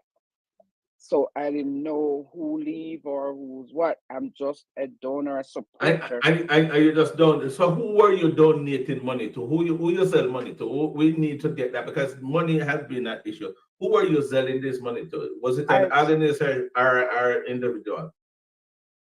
It goes from my account. It says state on there, Ratigan, and the OGLD, the email that they have, that Ratigan have, that you can Zelle to. That's what it is. When it comes up, it's registered Ratigan, Wilford Ratigan. So that's who I sent the money to from my account. So now that he resigned from all these different organizations, do you have any concern about your money that you put in this? To me, I believe, because when I look back and see what's going on and everything, especially when I went to Canada, because I never get to go to the Miami one when it first started, because that was my birthday weekend and I was traveling. Actually, I was in Jamaica the same day that it happened. I remember that. Right. So I definitely said I'm not missing no more. But when I go to Canada now, and this was what made me kind of, irritating too, in a way, because even at Canada, I never knew anything or knew what was going on. I just heard. So I speak to Mr. Ratigan face to face, and I asked Mr. Ratigan, how come I don't see you in the group? I'm not hearing anything from the group or anything. So how come I don't see you in the group or anything like that? So he said, I'm still in the group. I'm just, hanging in the shadows. So right there, when I hear now that Mr. Ratigan even said with him own self that he left the group from how long, Mr. Ratigan lied to me when I go to Canada. When I asked So you're saying when you ask Mr. Ratigan about we're talking about the call to action group, right? Yes. Okay, so when you ask Mr. Ratigan in Canada, how I'm not seeing you active in the group, what he told you that he is in the group. He said he's in the group, but he's just in the shadows. That's what he said. So when I'm hearing now, after coming back from Canada and the whole big up and thing like that, because I never watched I wasn't watching the show, and then I hear the whole cascade and all of this thing. I was like, what is going on? What is happening here? I happened to be in that house at Mr. Lonesome house, and I did not know. I could have been set up for all I know. I was there at Wayne Lonesome house. I was there when he was doing the live the day after the protest and everything. And I feel away. I feel bad. I'm like, so now I'm looking into everything and I'm saying, look at this. This is what's happening here. So nobody had to tell me this or whatever the case. I said, well, to my perception, no, this is not good. This is not call to action. This is not what I want to spend my hard-earned money on. And if I'm not mistaken, I am the first one to request my money back. Oh, you request your money back? Me request my money back. Whoa, slow down. More I hear something. I know. So who you request your money from? As a matter of fact, because the Tavares, I should say, okay. Because come a little closer to the mic so we can hear you. Come a little closer. We can more hear with this part. So you request your money from. When you hear the term that Tavares is Ratty's right hand man, I was the one that sent Tavares. I said to Mr. Tavares, I said, listen. We're talking about Jeffrey Tavares, right? Yes. I said I need to request a refund for my money. So Mr. Tavares said, why are you sending it to me? I said, because you're Mr. Ratty right hand man. Because whenever I messaged Mr. Ratty or so on, he never responded. whenever I make donations, I never get a reply to say that my donations were received. So when I get it, I screenshot my Zelle and I would post it in call to action most of the time so that people can see that I'm donating. Right. So I've never get a call back to say, well, okay, your money has been received or anything. So that's why when I request my fund through a message, I went to my bank account and I get all the Zells that I've Zelled to Mr. Rattigan from October to June, and I sent a screenshot of it to Jeffrey to pass on the message to Mr. Rattigan because I know he will get it. I know that he will get it. And the day after I send that to him, but less Come $100. closer. Come closer. The day after you send it to Mr. Tavares, that is Jeffrey Tavares from Mekutak. You're talking, right? Actually message me and say, why are you sending it? I never get this. Why are you sending it to me? And the response I said, because you are Mr. Ratty right hand. That's it. That's what I said. And, all right. So let me ask you. Yeah, go ahead. Let me hear it. Finish. He makes sure that Mr. Rattigan get the message. And the day after I request my refund, I get the refund in my account. And it was short of $100. And I send another message. This time I send it to him and it said short of $100. And I send it to Mr. Rattigan message as well. And the $100 was there also. So I get back all my money because I am not into. So what gives you the right to claim back your money? What gives me the right to claim back the money? Listen. No, but you have given money. You have given money into an organization, an active organization that was protesting, traveling all over the place, doing their thing. I'm assuming that's what you were contributing to. So I thought donating to an organization who is fighting for the cause, not for somebody's self-gain or for one person's self-gain.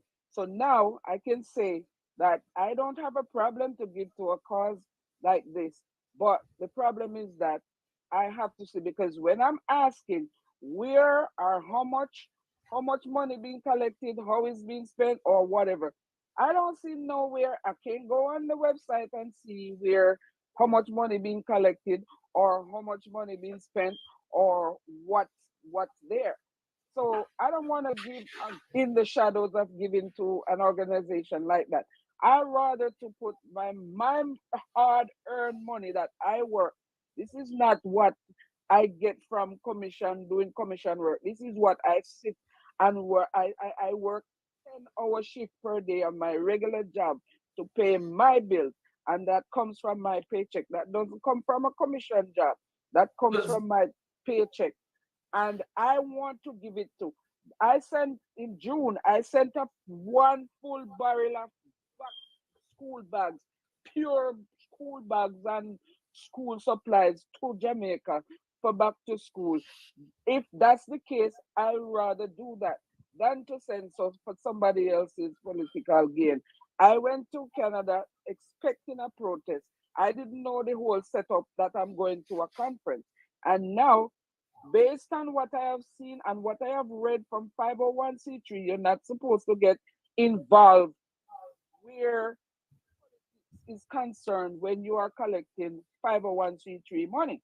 So obviously, I searched, I could never find the registration. I see a blank form that without signature and stuff like that. So I am not gonna put my money there until I see the proof that there is. I don't have a problem. So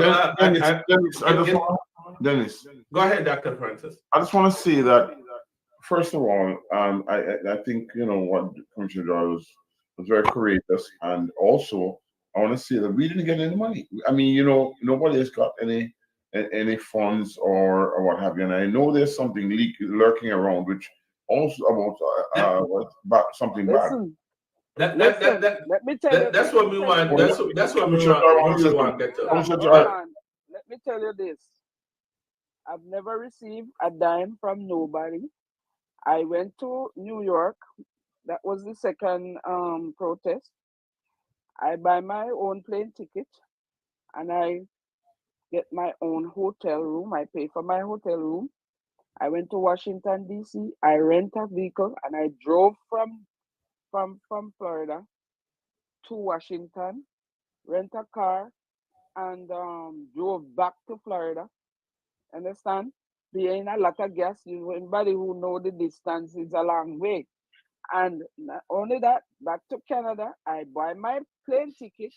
I bring my family member there to Canada, pay for his plane ticket, pay for the hotel room, rent a car in Canada, and the whole 9 yards. I've never get a dime, and I was not expecting a dollar from nobody. So it's important that we talk about this money, because this is one of the things that the singer and all the other people talking about, is that money is one of the issues that we have in here. But before we get to the money, you had mentioned something about self-gain. Commissioner Chai, could you describe what is self-gain? What are you referring to when you say self-gain? If you don't want to answer, that's fine too. No, when I listen and I watch the responses and the whole 9 yards, this is like one person is it's all about them. It's all about them, and it's not about the group, and it's not about. And then I see how this one blaming that, and calling names and making threats and all them something there. So I said, oh.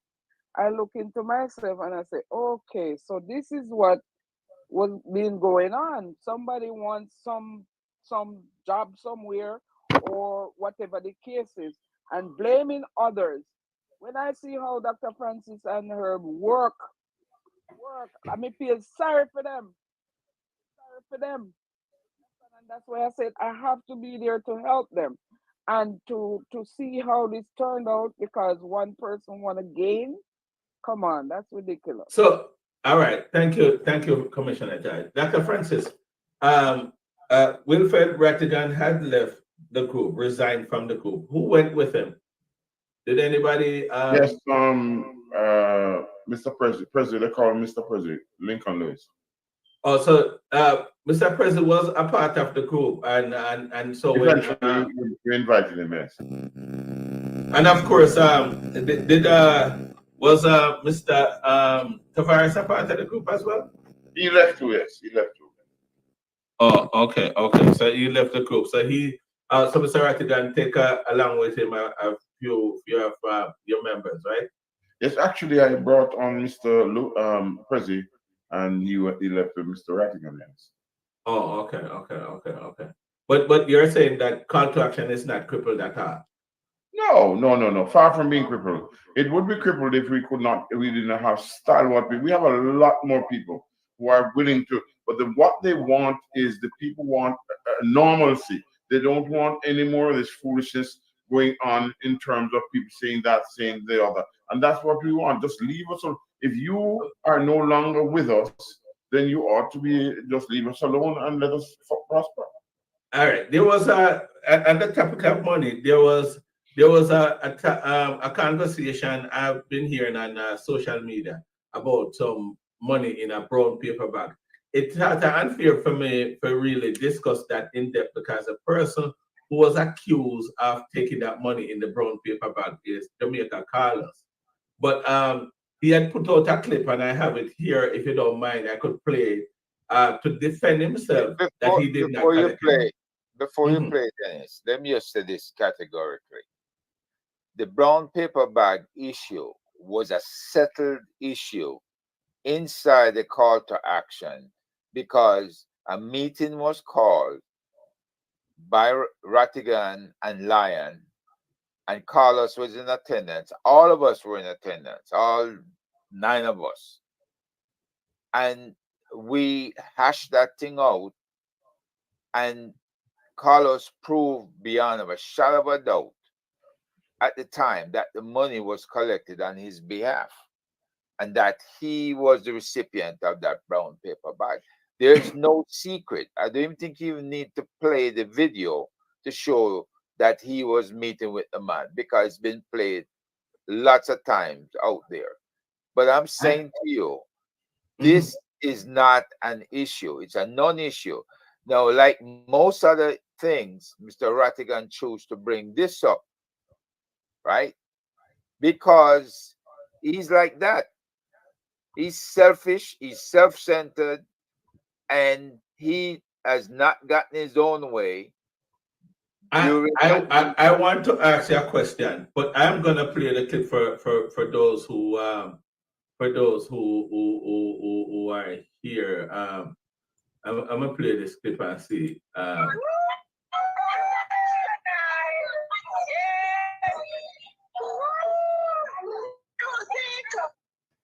So this is the moment the brother reached out to me, knowing that my father dead and all that. The man come to me and say, Carlos, I love how you work, you know. I love how you beat them with the 2x4. Give me a bag or a box. I'm going to beg a collection for you buy more lumber to get more 2x4 for beat them. Let's watch.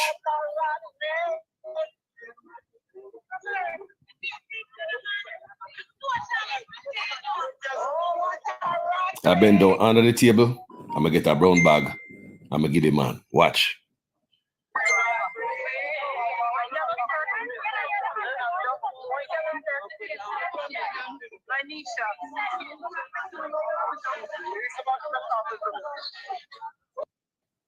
As you can see, the brother open up the bag like a marketing mago. Fold it over, roll it over. He might go get to work. Watch, guys. You will see. Just watch.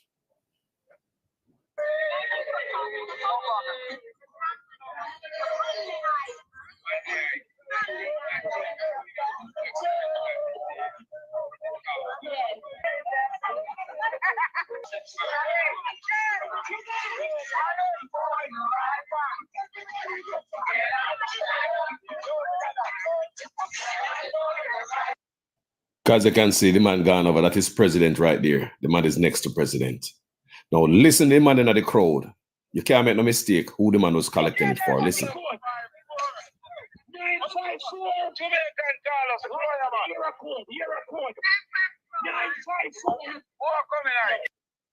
All right, so there you have it, guys. The money was basically collected, and it was made clear that that money was collected for Jamaica Carlos because of his work that he had put in and the passing of his dad. I guess is a combination of both reasons why the money was collected. I want to get to something because we're almost out of time, but I want to get to something, Mr. Nelson. Did you actually share with Mr. Rattigan about Dr. Francis's involvement in Green Bay killing? Let me tell you before you answer. I just felt real. I don't know how to describe it. Going back to that, I don't like the tears of the whole Green Bay killing, but I'm doing my work, so I have to do it. But it's really a distasteful subject to discuss. Did you share with Did you share with Attorney Rattigan that that Dr. Francis is involved in Green Bay killing? I had no personal conversation with Attorney Rattigan in any way about Dr. Francis. As a matter of fact, it was a part of Rattigan's plan to drive a wedge between us on the call to action table. As a matter of fact, I see people talk about disingenuous here. Rattigan failed to address his role in collecting money, in documenting it, and in publishing financial statements. This is what he should have been discussing. and he should have been discussing why I told Wayne Lonesome he was not qualified to run the association in Canada. That's what he should have been discussing. Instead, he decides to stir up trouble, going back over stuff that our general counsel, Michelle Bowen, had settled years ago, right? Why? Because his ego couldn't take it otherwise. And this is the thing. He kept telling lie after lie.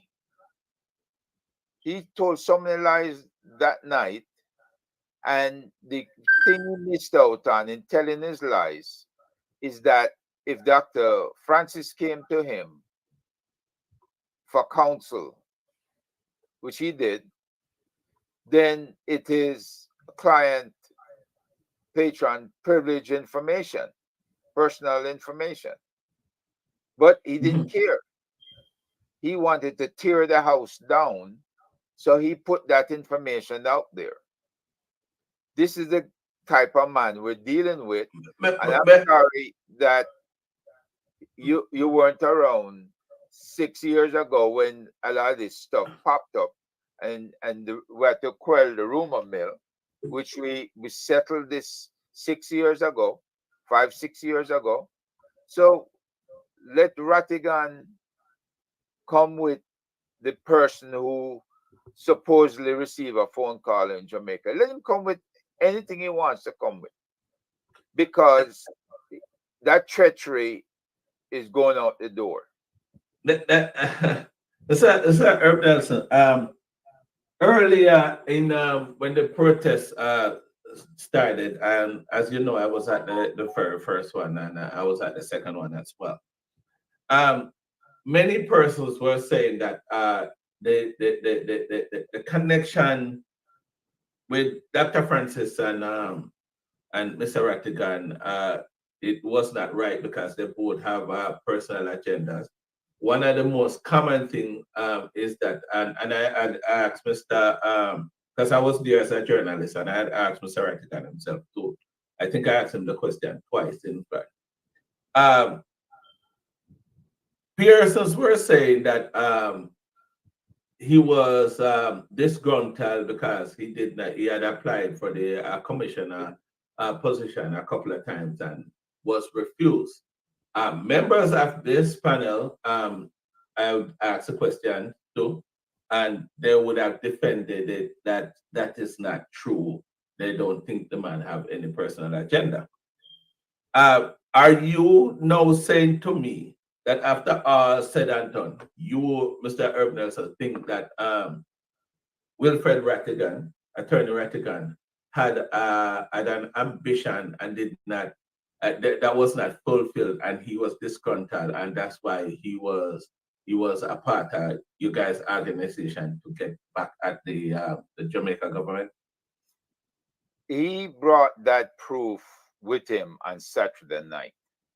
He was the one who was making these wild accusations as to how myself and Dr. Francis work with the military intelligence unit in Jamaica to upend his application.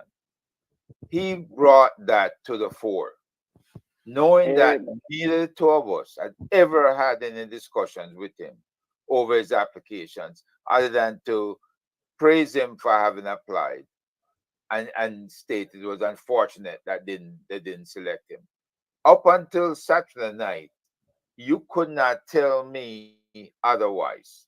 But when he opened his mouth on Saturday night, I knew he was carrying some kind of grudge. I knew then that he couldn't contain it anymore. He just had to come out and blame somebody for him not making it, other than them rejecting him because he was not playing ball with them. And this is what we always felt. So the rat tail on him own self say I make the cheese. Mighty God. Let me ask Dr. Francis the same question. I know I've been bruising this Green Bay killing thingy that I really want to touch, but before we get to it, because I want to hear from Dr. Francis That, ladies and gentlemen, Dr. Francis, he is here tonight to tell us of his involvement and how in the Green Bay killing. Many of you all, if you're over 50, I think you would have known about the Green Bay killing and how devastating that was to us as Jamaicans. Dr. Francis, are you of the opinion today that Wilfred Rattigan had an ambition to become a commissioner, and he was disgruntled and because he didn't get it, and he used you? Let me ask a question, because this was what was being said from earlier, and he used you to bring out. And I must, before I even ask the question, I must say to the members at this panel, I am indeed a neutral person in this whole saga. I am just here to ask the question, and ask the question that the public is concerned about. So I'm not acting from any position of mine. Dr. Francis, are you now of the opinion that you were used to get back at the government for Mr. Rattigan's personal desire?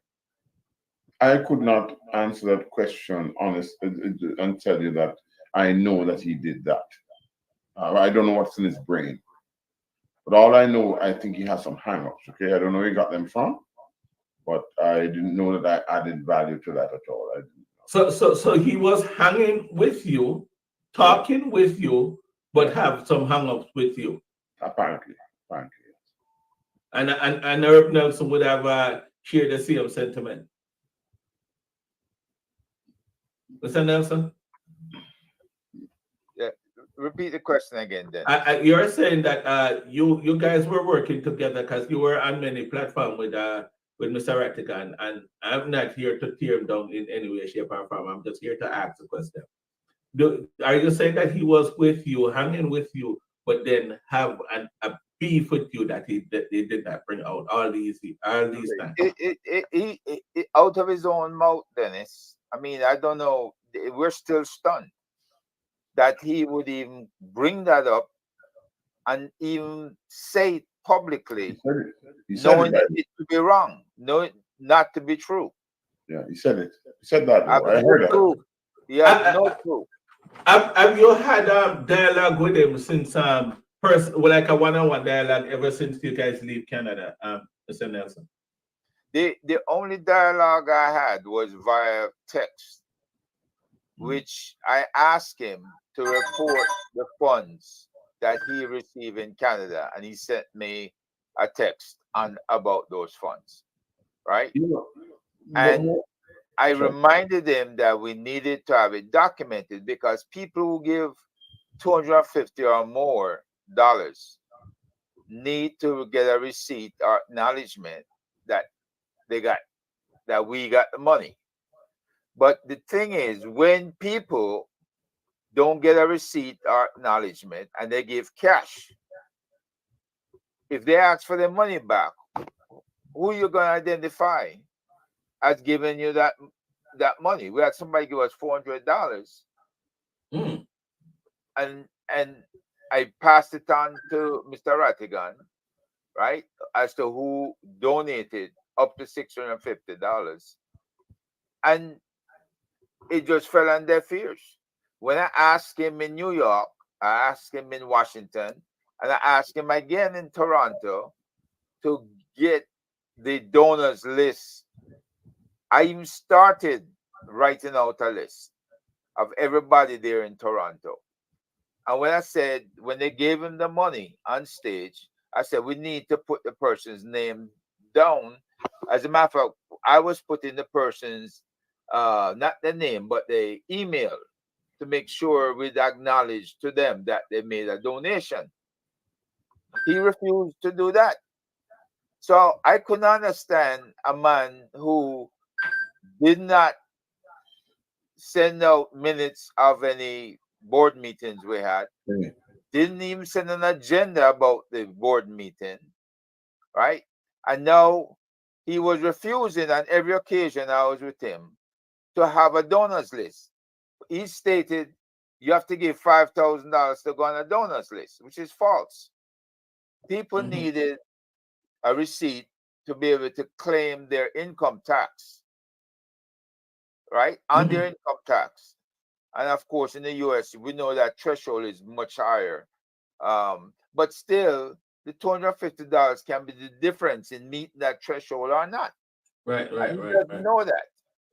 Also, you don't want to take a whole lot of cash in because you can't show whether the money is coming from a good source or not. He knows that as an FBI agent, right? Okay. We don't want to take any laundered money in, right? But I hear you about the money. I hear you about the money, but I've been getting texts. Yeah, go ahead, Commissioner. And Commissioner, before you even talk, do you know that I have a back to school program that I just came from Jamaica? I give away 450 bags to kids down there. But you never contribute to my program. Don't have to answer that. Call me after the show. Oh gosh. Anyway, you know that will come in due time. But anyway, as you mentioned about my campaign, I as a commissioner, and I have to open a non-profit campaign account, right? And it's the law. I cannot accept nothing over $50 and over in cash. Understand? Oh. That's the law. And that's not even a 501c3. 501c3 is even more worse than that. So therefore, yeah, I can't accept that. That's just donation to my campaign account. So therefore, I mean, you know, this is what we fail to understand. If you're taking cash over $50, you're in serious violation. You're in serious violation of the non-profit rules and laws. Wow. So that's I guess that's a question for Rattigan to answer as it relates to that money that you guys talking about. But I want to play. Dennis, Yes, sir. Dennis, it's very important that. So let me say this. I'm sorry.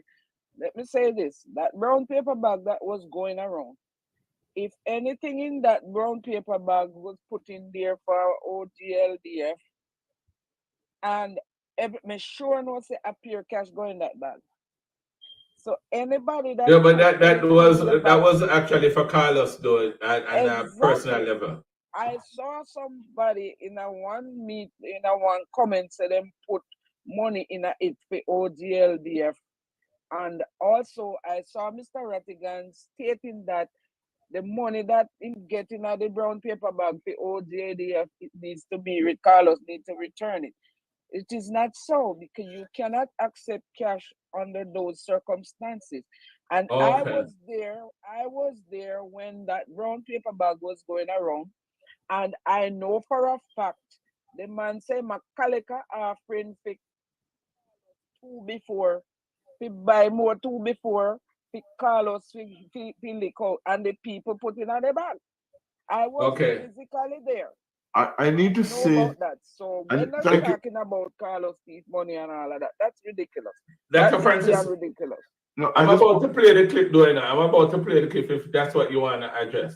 Okay, because they said that I did something with Carlos about the money and I gave permission or something, and that's all right, go ahead and address that, because I don't have a clip on that. No, well, that it was said that I gave permission to, and it's quite clear during that I was away. If you look, I was in the back. Yeah, but, I saw you in the back. They asked me if I saw a paper bag. Somebody asked me, I think it was, I'm not calling the names. Called me after. I said yes, I saw it, and it was being collected for Carlos. How did that mean that I sanctioned it or I didn't know anything about it? I mean, but that's the intensity of the whole thing. Okay. All right, guys. To be continued as it relates to the money, because I think I'm gonna talk to Rattigan about something about that, because some question, if he allow me, I will ask the question. But I'm gonna play a clip that that we want to talk about. This Green Bay killing is really a big thing. So I'm gonna have this. Recently told that Mr. Nelson in a telephone conversation with an individual in Jamaica stated that Dr. Francis was involved in the Green Bay massacre and also several killings in the Waterhouse area. Now, I have been told that there are victim families in the Olympic Gardens and Waterhouse areas who would like to meet with Dr. Francis to ask about the demise of their loved ones. I was also asked to broker this event, and I refused. Wow. Hello. So Dennis, ask Mr. Rattigan to send you the names of those victims' families so we can address them, right? And then ask him why he didn't want to broker such an event since he loves the limelight so much, right? Because he's bringing up a totally false scenario that I was talking to somebody in Jamaica. You asked me the question earlier if I was about discussions with him. And I told you I didn't have any discussions with him. So how does he come out of the blue now to claim that the discussions was not with him, it was somebody in Jamaica? Where's this mystery person in Jamaica? Who are they? Very good question. But who Dr. Francis, defend your position as it relates to killing. I don't have to defend anything because it's rubbish. I was the man in charge of the military police, force security officer. Okay, I was asleep in my bed. The next morning I heard that there was a killing at Green Bay. When I learned about the circumstances that people were taken to Green Bay, it was disgusting. And it led you at the time you were an active member in the military. What do you mean if I was an active member? I told you I was a force security officer, the first military police that was official in the Jamaica Defense Force. Go look at it. The label is still at the front desk. Right? And when I was disgusted about the whole thing. And a lot of things led after that. But at the same time, somebody must be carrying a belly for me or something, because the fact of the matter is that there's some, people who were totally opposed to that being accused of doing something like that. And it went to the Gleaner, which I sent you a copy of the Gleaner. We sent you another Wikipedia copy. Distribute it. My name has not been called in, that is 1979, 78, 79. And my name has not been called and wasn't called at the trial, has not been called since. And I've been served the Jamaican government, served all, and nothing. So what do you think this is? This is an attempt to destroy me. And you know what they've done? They want to destroy my family, because one family member walked in and said, "Who's going to kill us now?" Because they know. I want to ask you that question at the end of it too, and I'm going to ask Herb Nelson as well. This is horrific. It's horrific.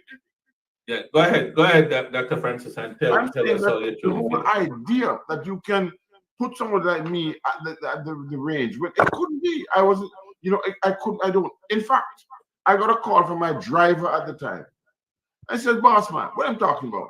If you went to that range, I would be driving you, because I didn't drive myself. I had a driver." Okay, so weak minds, where they came, I don't know. So I've never heard of this accusation before. During the time in the military, anybody had ever called your name about your involvement? Not in 30 odd years, no.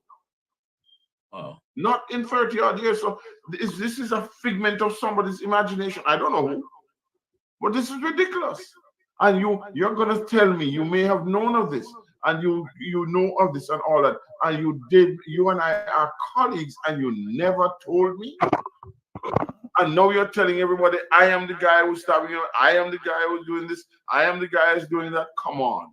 Ladies and gentlemen, the reason we came on here tonight is to debunk that myth and to tell you, whoever told you, believe you me, they need their heads examined. Because that didn't happen. I killed no one. And let me make it quite clear. If I killed members of the family, how the heck did I represent that same area?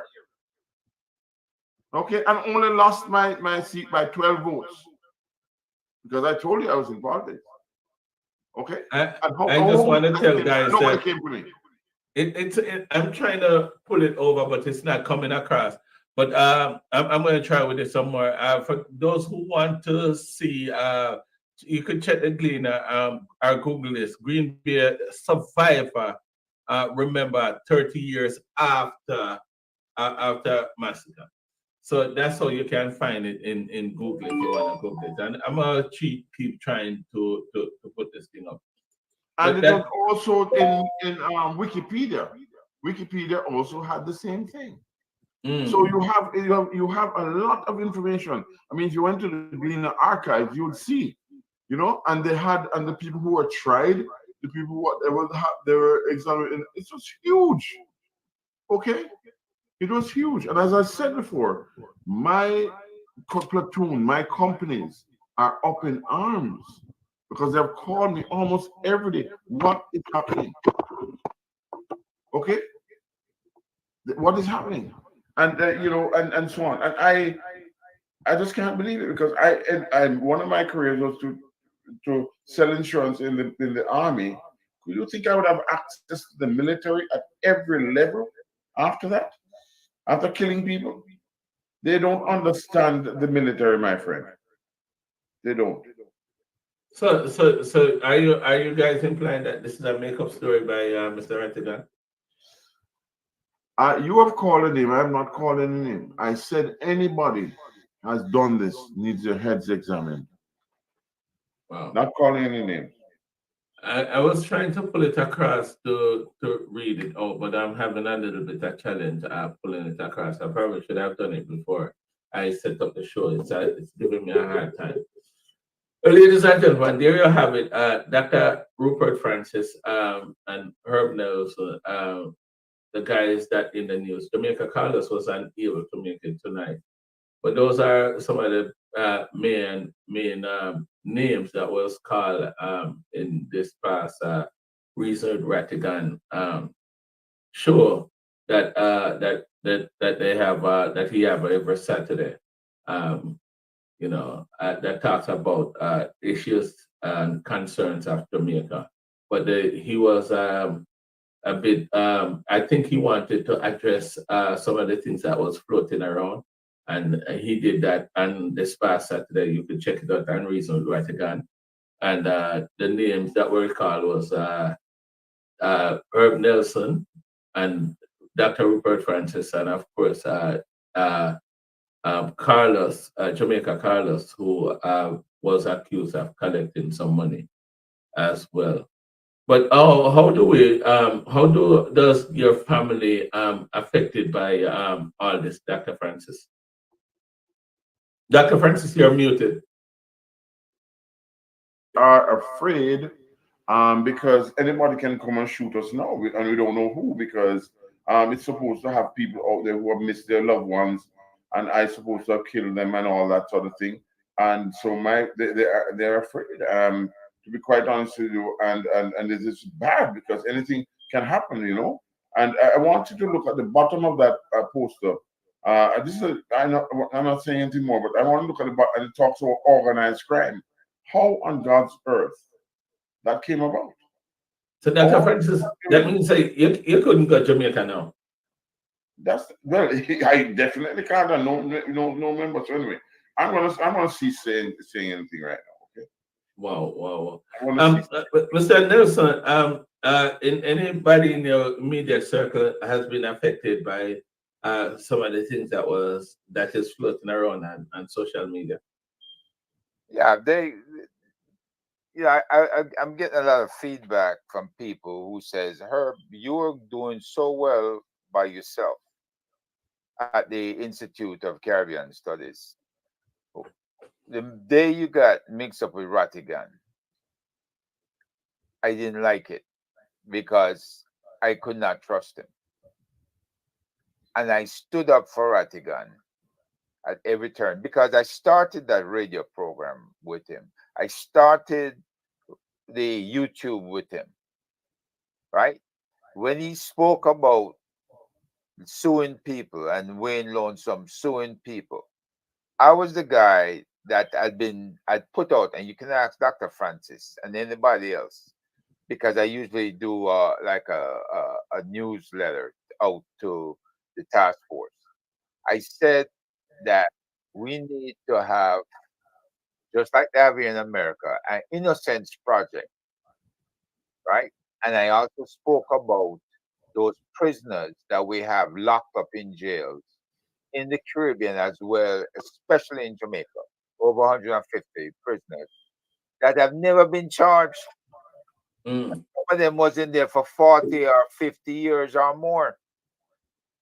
So when we're bringing up these things, I was being praised. And then I went and I gave the ideas to Mr. Rattigan, and he's claiming it all for himself. That he thought about this. I told him, I said, we have to have something like the NAACP Legal Defense Fund. That's where all those ideas come from. And I said that on one of his programs. But the fact is, before he launched or paid money, as he put it, as if he's the only one spending money out there, Doc Francis can tell you to bring in the head of Cyberpol, International Cyber Policing, and to have him present in Jamaica cost me almost $10,000, right?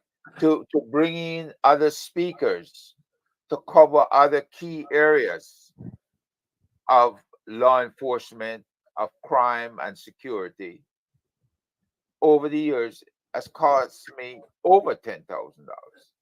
So I'm putting my money where my mouth is. And I have to argue with half of these idiots out there as to whether or not I've made any contribution. Well, Mr. Rattigan doesn't know because he's never asked. He's never looked into the spending and the programs that I've done. I've asked him to fill in for me just to let him get a feel for what it is to have international attorneys and other international people speak at the Institute of Caribbean Studies, Caribbean American Month at the Legislative Week.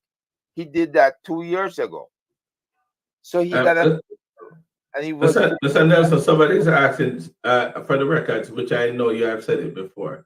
You said you spend all those money from your pocket. Somebody's asking that. Yes, yes. Okay, okay. Dr. Francis, a question to you. Yes, I see the question. Okay. By the way, I spent a lot of money too, but I'm not even going to go into that over the years. We can do that at another time. But let me answer that person. The question about the lawsuit against the Prime Minister. Well, gentleman, whoever you are, I did not want to sign it because I'd signed 5 previously. And I said, what is this? Why am I the only person, according to them, the only laborite, and I am signing all of these things all the time? Ask anybody. And I refuse. I said, I'm not going to sign anymore. Okay. And by the way, Mr. Rattigan said that I was dilly-dallying around and this, that, the other. 5 of them. And each of them was a target on my back. And it is at that time I realized that somebody maybe don't like me. That's all I have to say. Because I'm saying to you, that's why, can you imagine? You know? And I'm going to tell you one thing. One thing. I asked that a certain individual, how is it you can't make, when my name was defamed, how you could not sue that person? I have not gotten a response up to now. Wow. So I'm just saying to you, and you know, I'm just saying to you, whoever that is, a very good question, because I nearly forgot that these things should not have been, we are grouped together, we should sign together, but no, I was the quote unquote idiot, I guess.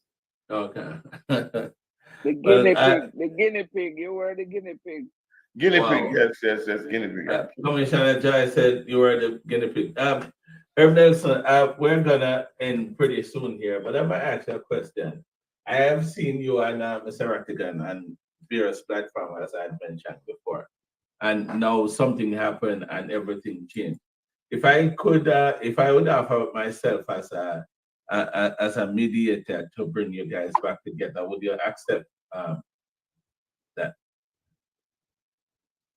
I'll accept it if he puts an apology in writing and retract the lies he has told. Okay. That's the only conditions I could accept it under, because he's cast aspersions out there, and he has these people who can't think for themselves, hanging on his every word, and don't do any research for themselves. You can't keep doing that. You got to research. You got to look at what laws I say were being violated, what rules were being violated, and why I had to take action the way I did. We can't say the Prime Minister is not transparent, he's not accountable, and he has no integrity when we are practicing the same things that the Prime Minister practices from time to time. Exactly. We got to change. We got to do differently. We are a different breed of people, and Yes, this sir. is what I stand up for: integrity, transparency, and accountability. Thanks for reminding me about it. Let me say that. So let me ask you the question, Dr. Francis. If I could be the mediator between you and Mr. Rattigan in bringing you guys back together, I know it might sound like a dumb question, but would you accept me being the mediator and try to bring you guys back together? I know the political answer should say yes, I would, but let me make it quite clear. The only way is I love the people out there. They want that. They hate this. Everybody from every side hate what is going on. They don't like it. And believe you me, if it were for them alone, I would do it. But I have to have Jesus Christ down there to sign the paper and make as a witness to the occasion. Okay? Because as far as I'm concerned, I don't know who to trust apart from those who I know I can trust. Okay? And that's the honesty. So the fact of the matter is that the call to action is not a bad idea. Bringing the diaspora together is not an idea. I love the people out there, but they must know who is working with them and for them. Yes. Okay? And who, and I'm telling you what they call me, the names. I'm afraid. Not for me. I'm good. Dr. Francis, we're gonna wrap up here real quick. I can see and I know for a fact that many people did like what you guys were doing together. Many people had liked what you guys were doing together. Who's gonna now represent the people? Well, we are. We are going to do it. So is it the same representation that Mr. Rattigan is putting forward with his team? What would you guys be representing the same cause and concerns? Dennis, Yes, let me put this out here. Mm-hmm. We need just one key person in our organization at this point. Somebody that can replace Rattigan, a young attorney who is willing to do international law and look at cases in Jamaica, filing the Global Magnitsky Act complaints, filing FARA complaints, filing the Leahy law. We need the Leahy law more than anything now because of all the killings occurring in Jamaica. Okay. There's a lot of police executions going on. When you put somebody to kneel down and fire a shot in their heads or wherever and killing them, this kind of killing is happening with more frequency because you have a police commissioner who came out and told them pretty much, do what you have to do. I'll back you. And you cannot do that. You're giving people the green light to just start killing folks. So the bottom line here is we have to rein things in and we have to do it right. And we need an attorney to work with us So if you're a young attorney out there and you want to work with us, let me know. I'm willing to work with you. We have a lot of people that's volunteering now to run different parts of the Global Jamaica Diaspora Council here in the US. We need volunteers in the UK and we need more volunteers in Canada, right? We don't have to go through nobody in Canada to make things happen. Ain't a bad man out there can stop us. So I'm putting that out there. And we want to wrap up, Mr. Nelson. But before I get into the final thought, Jamaica Carlos just joined us. I'm gonna give him a minute to put his 2 cents out there, and then we start wrapping up. Jamaica Carlos, welcome to the show. Hey, good evening, Mr. Sadal. How are you doing? And gentlemen on the panel, and viewers and listeners, manners and respect. Yeah, man. Me just get a chance. I work me there and me just get a chance to get a break. Me say, well, me say we can come in. Me say that at the end, but me I listen, but me can't say nothing, you know. Me just get a break. Okay. Yeah, but so, go ahead, sir. No, I'm listening to you. The floor yeah, my 2 cents about it is my heart hurt. Me gonna say it again, my heart is hurt. I feel embarrassed about everything. You know, I this group of gentlemen right here. I think it's a pleasure, you know, to be around them, knowing that me and the law enforcement, as I can see, them man have some deep law enforcement background from way back when. I learn a lot from all of them. I'm sorry how things turn out like this. And me I say sorry to everybody who, you know, who heart report on them chest. About 100 times I say it, come I love the people. When I know what happened based on the call me, people call me. People not got work. And me know one lady called me, say she not got work like for about 2 weeks now, you know. So she under depression now. Real serious, you know. One lady that got work for about 2 weeks because of depression. Serious thing me I tell you, so me know the weight of this thing and what we are doing and the impact and of everything. So let me talk about my little part about the money. When we go to New York, people me never ask nobody for no money. Everywhere I go to call to action. Herb is here. Herb was on the board for the money. Herb no. I was never given a bottle of water out of the one Jamaica Legal Defense Foundation. We find our own plane ticket, own hotel and transportation anywhere I go.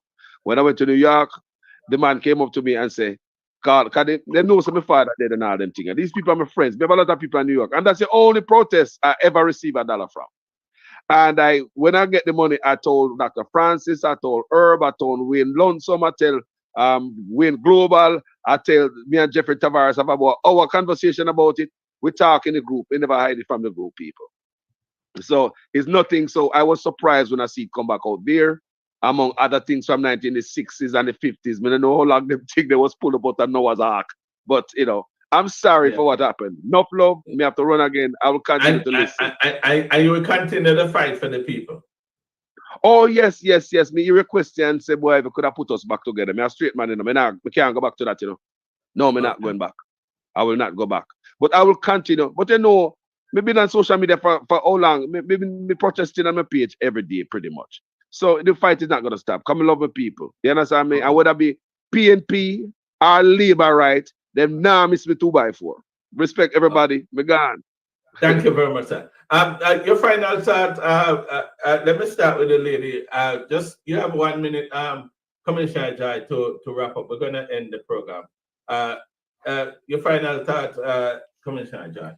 Well, I've stated I have been called names, threatened that I cannot come back to Jamaica, me a rebel, because me a hunger in the dirty 30 and all of that stuff, and things like that. For a good cause, this is what I'm doing for a good cause, and I'm not intimidated, and I'm not afraid. I will always stand up for Jamaica, my Jamaican people. I can go anywhere else go live. I can go to England go live. I can go Ghana go live. I can live anywhere, and I love Jamaica. And I'm standing up for Jamaican, and I'm doing it here, and I will do it abroad in Jamaica. So therefore, I have no regrets of joining Call to Action, joining the protest and everything. My regret is that It should not have been ending the way how it did. I met everybody in a certain period of time, everyone in a certain period of time, and my regret is that it turned out this way. We could have done it better. But when I look and see all what is happening here, I have to think twice of which circle I go in, or who I hang around with, or who I even try to do business with. So therefore, because I mean, they said, Eve, don't even trust the person you lie down on the pillow with, because you don't know what their intentions are or what they are capable of doing. So now Okay. I'm saying, let us get a way out of this. Let us focus on fighting for Jamaica, fixing Jamaica, because while we are on social media doing all of this, fixing this and fixing that, it's taking longer than ever. Jamaica is getting sold out. So guys, we can do this, and we're gonna continue to do it. Hello, Dr. Francis and Herb Nelson. I love you and I respect you. My respect, no less for you guys. I respect the others as well, but I have to take it arm's length. So thank you very much for having me here tonight. I respect you, Mr. Dennis Sutherland, for trying to fix everything. I love You're you guys. welcome. I love you too, sis. Mr. Herb Nelson, I'm gonna give you 1 minute. I know you have a lot to say, but we are out of time. So I'm gonna give you a minute to I give us the understand final that. thought. Let me say this, Dennis. Mr. Rattigan made a statement that he and I had equal access to the account, the OJLDF account. So I must be the one that is giving out information. I do not have equal access to the account. I had an email portion of the account that recorded Zelle contribution, Zelle. So all the other banking statements and everything else, you heard him say he exclusively has control over that. So I just wanted to clear that misnomer up and say that's another lie we can add to the other lies that were told. But look, I appreciate you, Dennis. I appreciate the panel members. I appreciate the audience.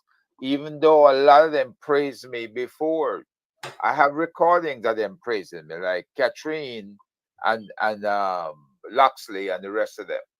And now they're coming to be disingenuous towards me.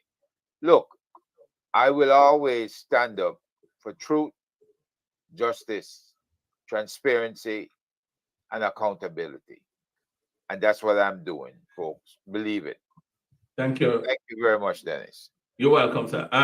Sir David Brown, which is Dr. Rupert Francis, attorney, is here with us. Sir David Brown, do you want to say anything on the behalf of your client, sir?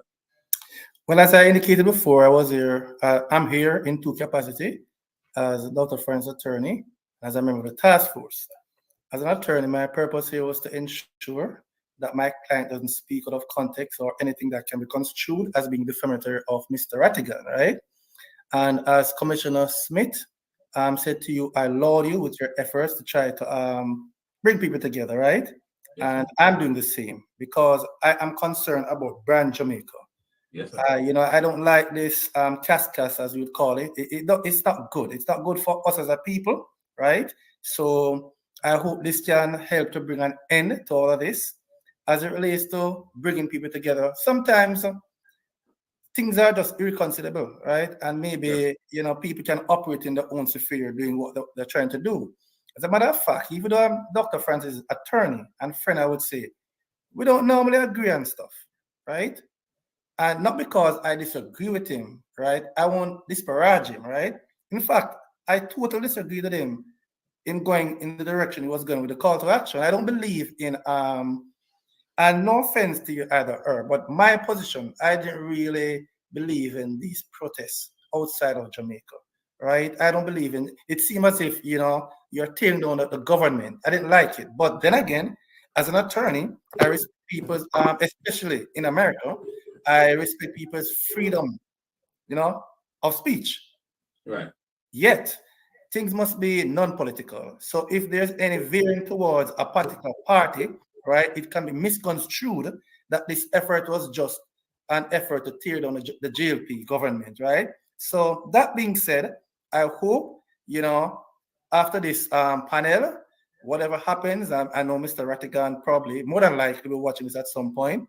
Mr. Rattigan, I understand that you might hear things that offensive, but whatever you can do to just rise to a certain level where you just make certain things pass, and we just try to quash this for the sake of brand Jamaica. Brand Jamaica. I totally agree with you, Attorney Brown, and I must say to you, sir, thank you for stopping by.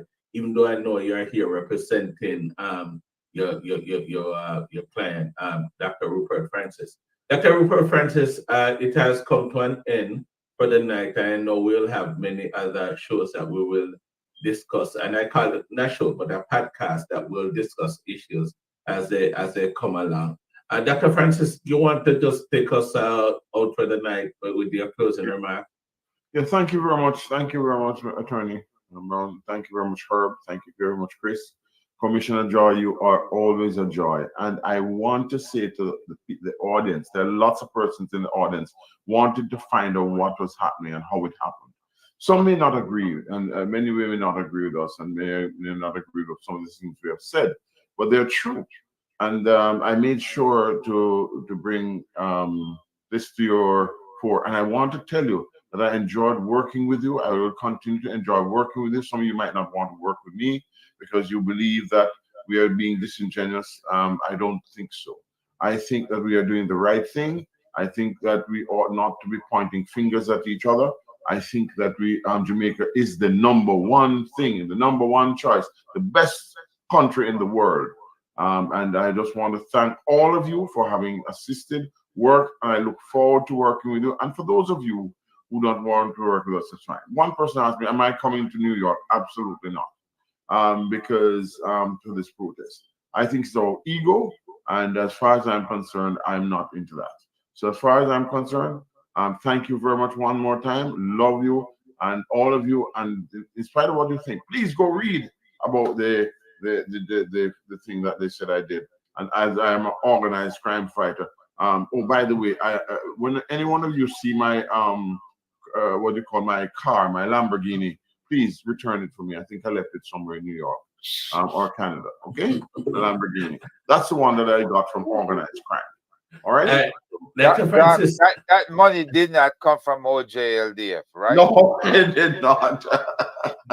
Well, I want to personally thank you, Dr. Francis, Commissioner Joy, Chris Durant, Herb Nelson, and of course, Attorney Brown. By extension, Jamaica Carlos. I try to remain neutral, but I think there's one thing that we all have in common from hearing you, and it included even your opponents, everybody. I think, well, I would think that we are people who love our country, and we see and concern about things that is happening.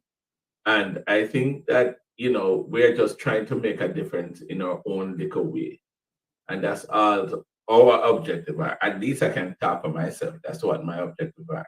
And that's why I went to Jamaica this past weekend, 48 hours, deliver 450 bags to needy kids in the rural parts of St. Elizabeth, Manchester, and Clarendon, and Westmoreland, to those 8 schools.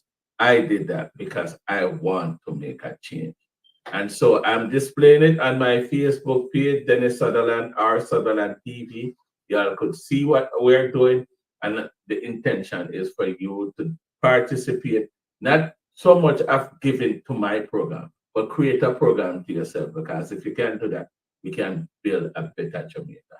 Again, thank you guys. We have one thing in common, is to build a better Jamaica. Let us just keep the fire burning and let us not cut down each other. If we can resolve what we have going on, we resolve it. If we can't resolve, we just go about with business, and that's it. Thank you all for stopping by. Much love, much blessings. Dr. Francis. Thank you. Thank you, everybody. Have a good night. All right. Thank Bye-bye. you. All right, Chris. All right, Take cool. care, brother. All right. All right. Well, that's it. We're done. Thank you all very much for watching. You have heard the response from Dr. Francis, and it is for you based on all the different stories and angles of discussions, arguments and counter arguments, accusations and explanations. It is for you to make up for your mind all of what you have heard for the last 3 weeks. Thank you very much for watching tonight. Good night and good luck from Global Television.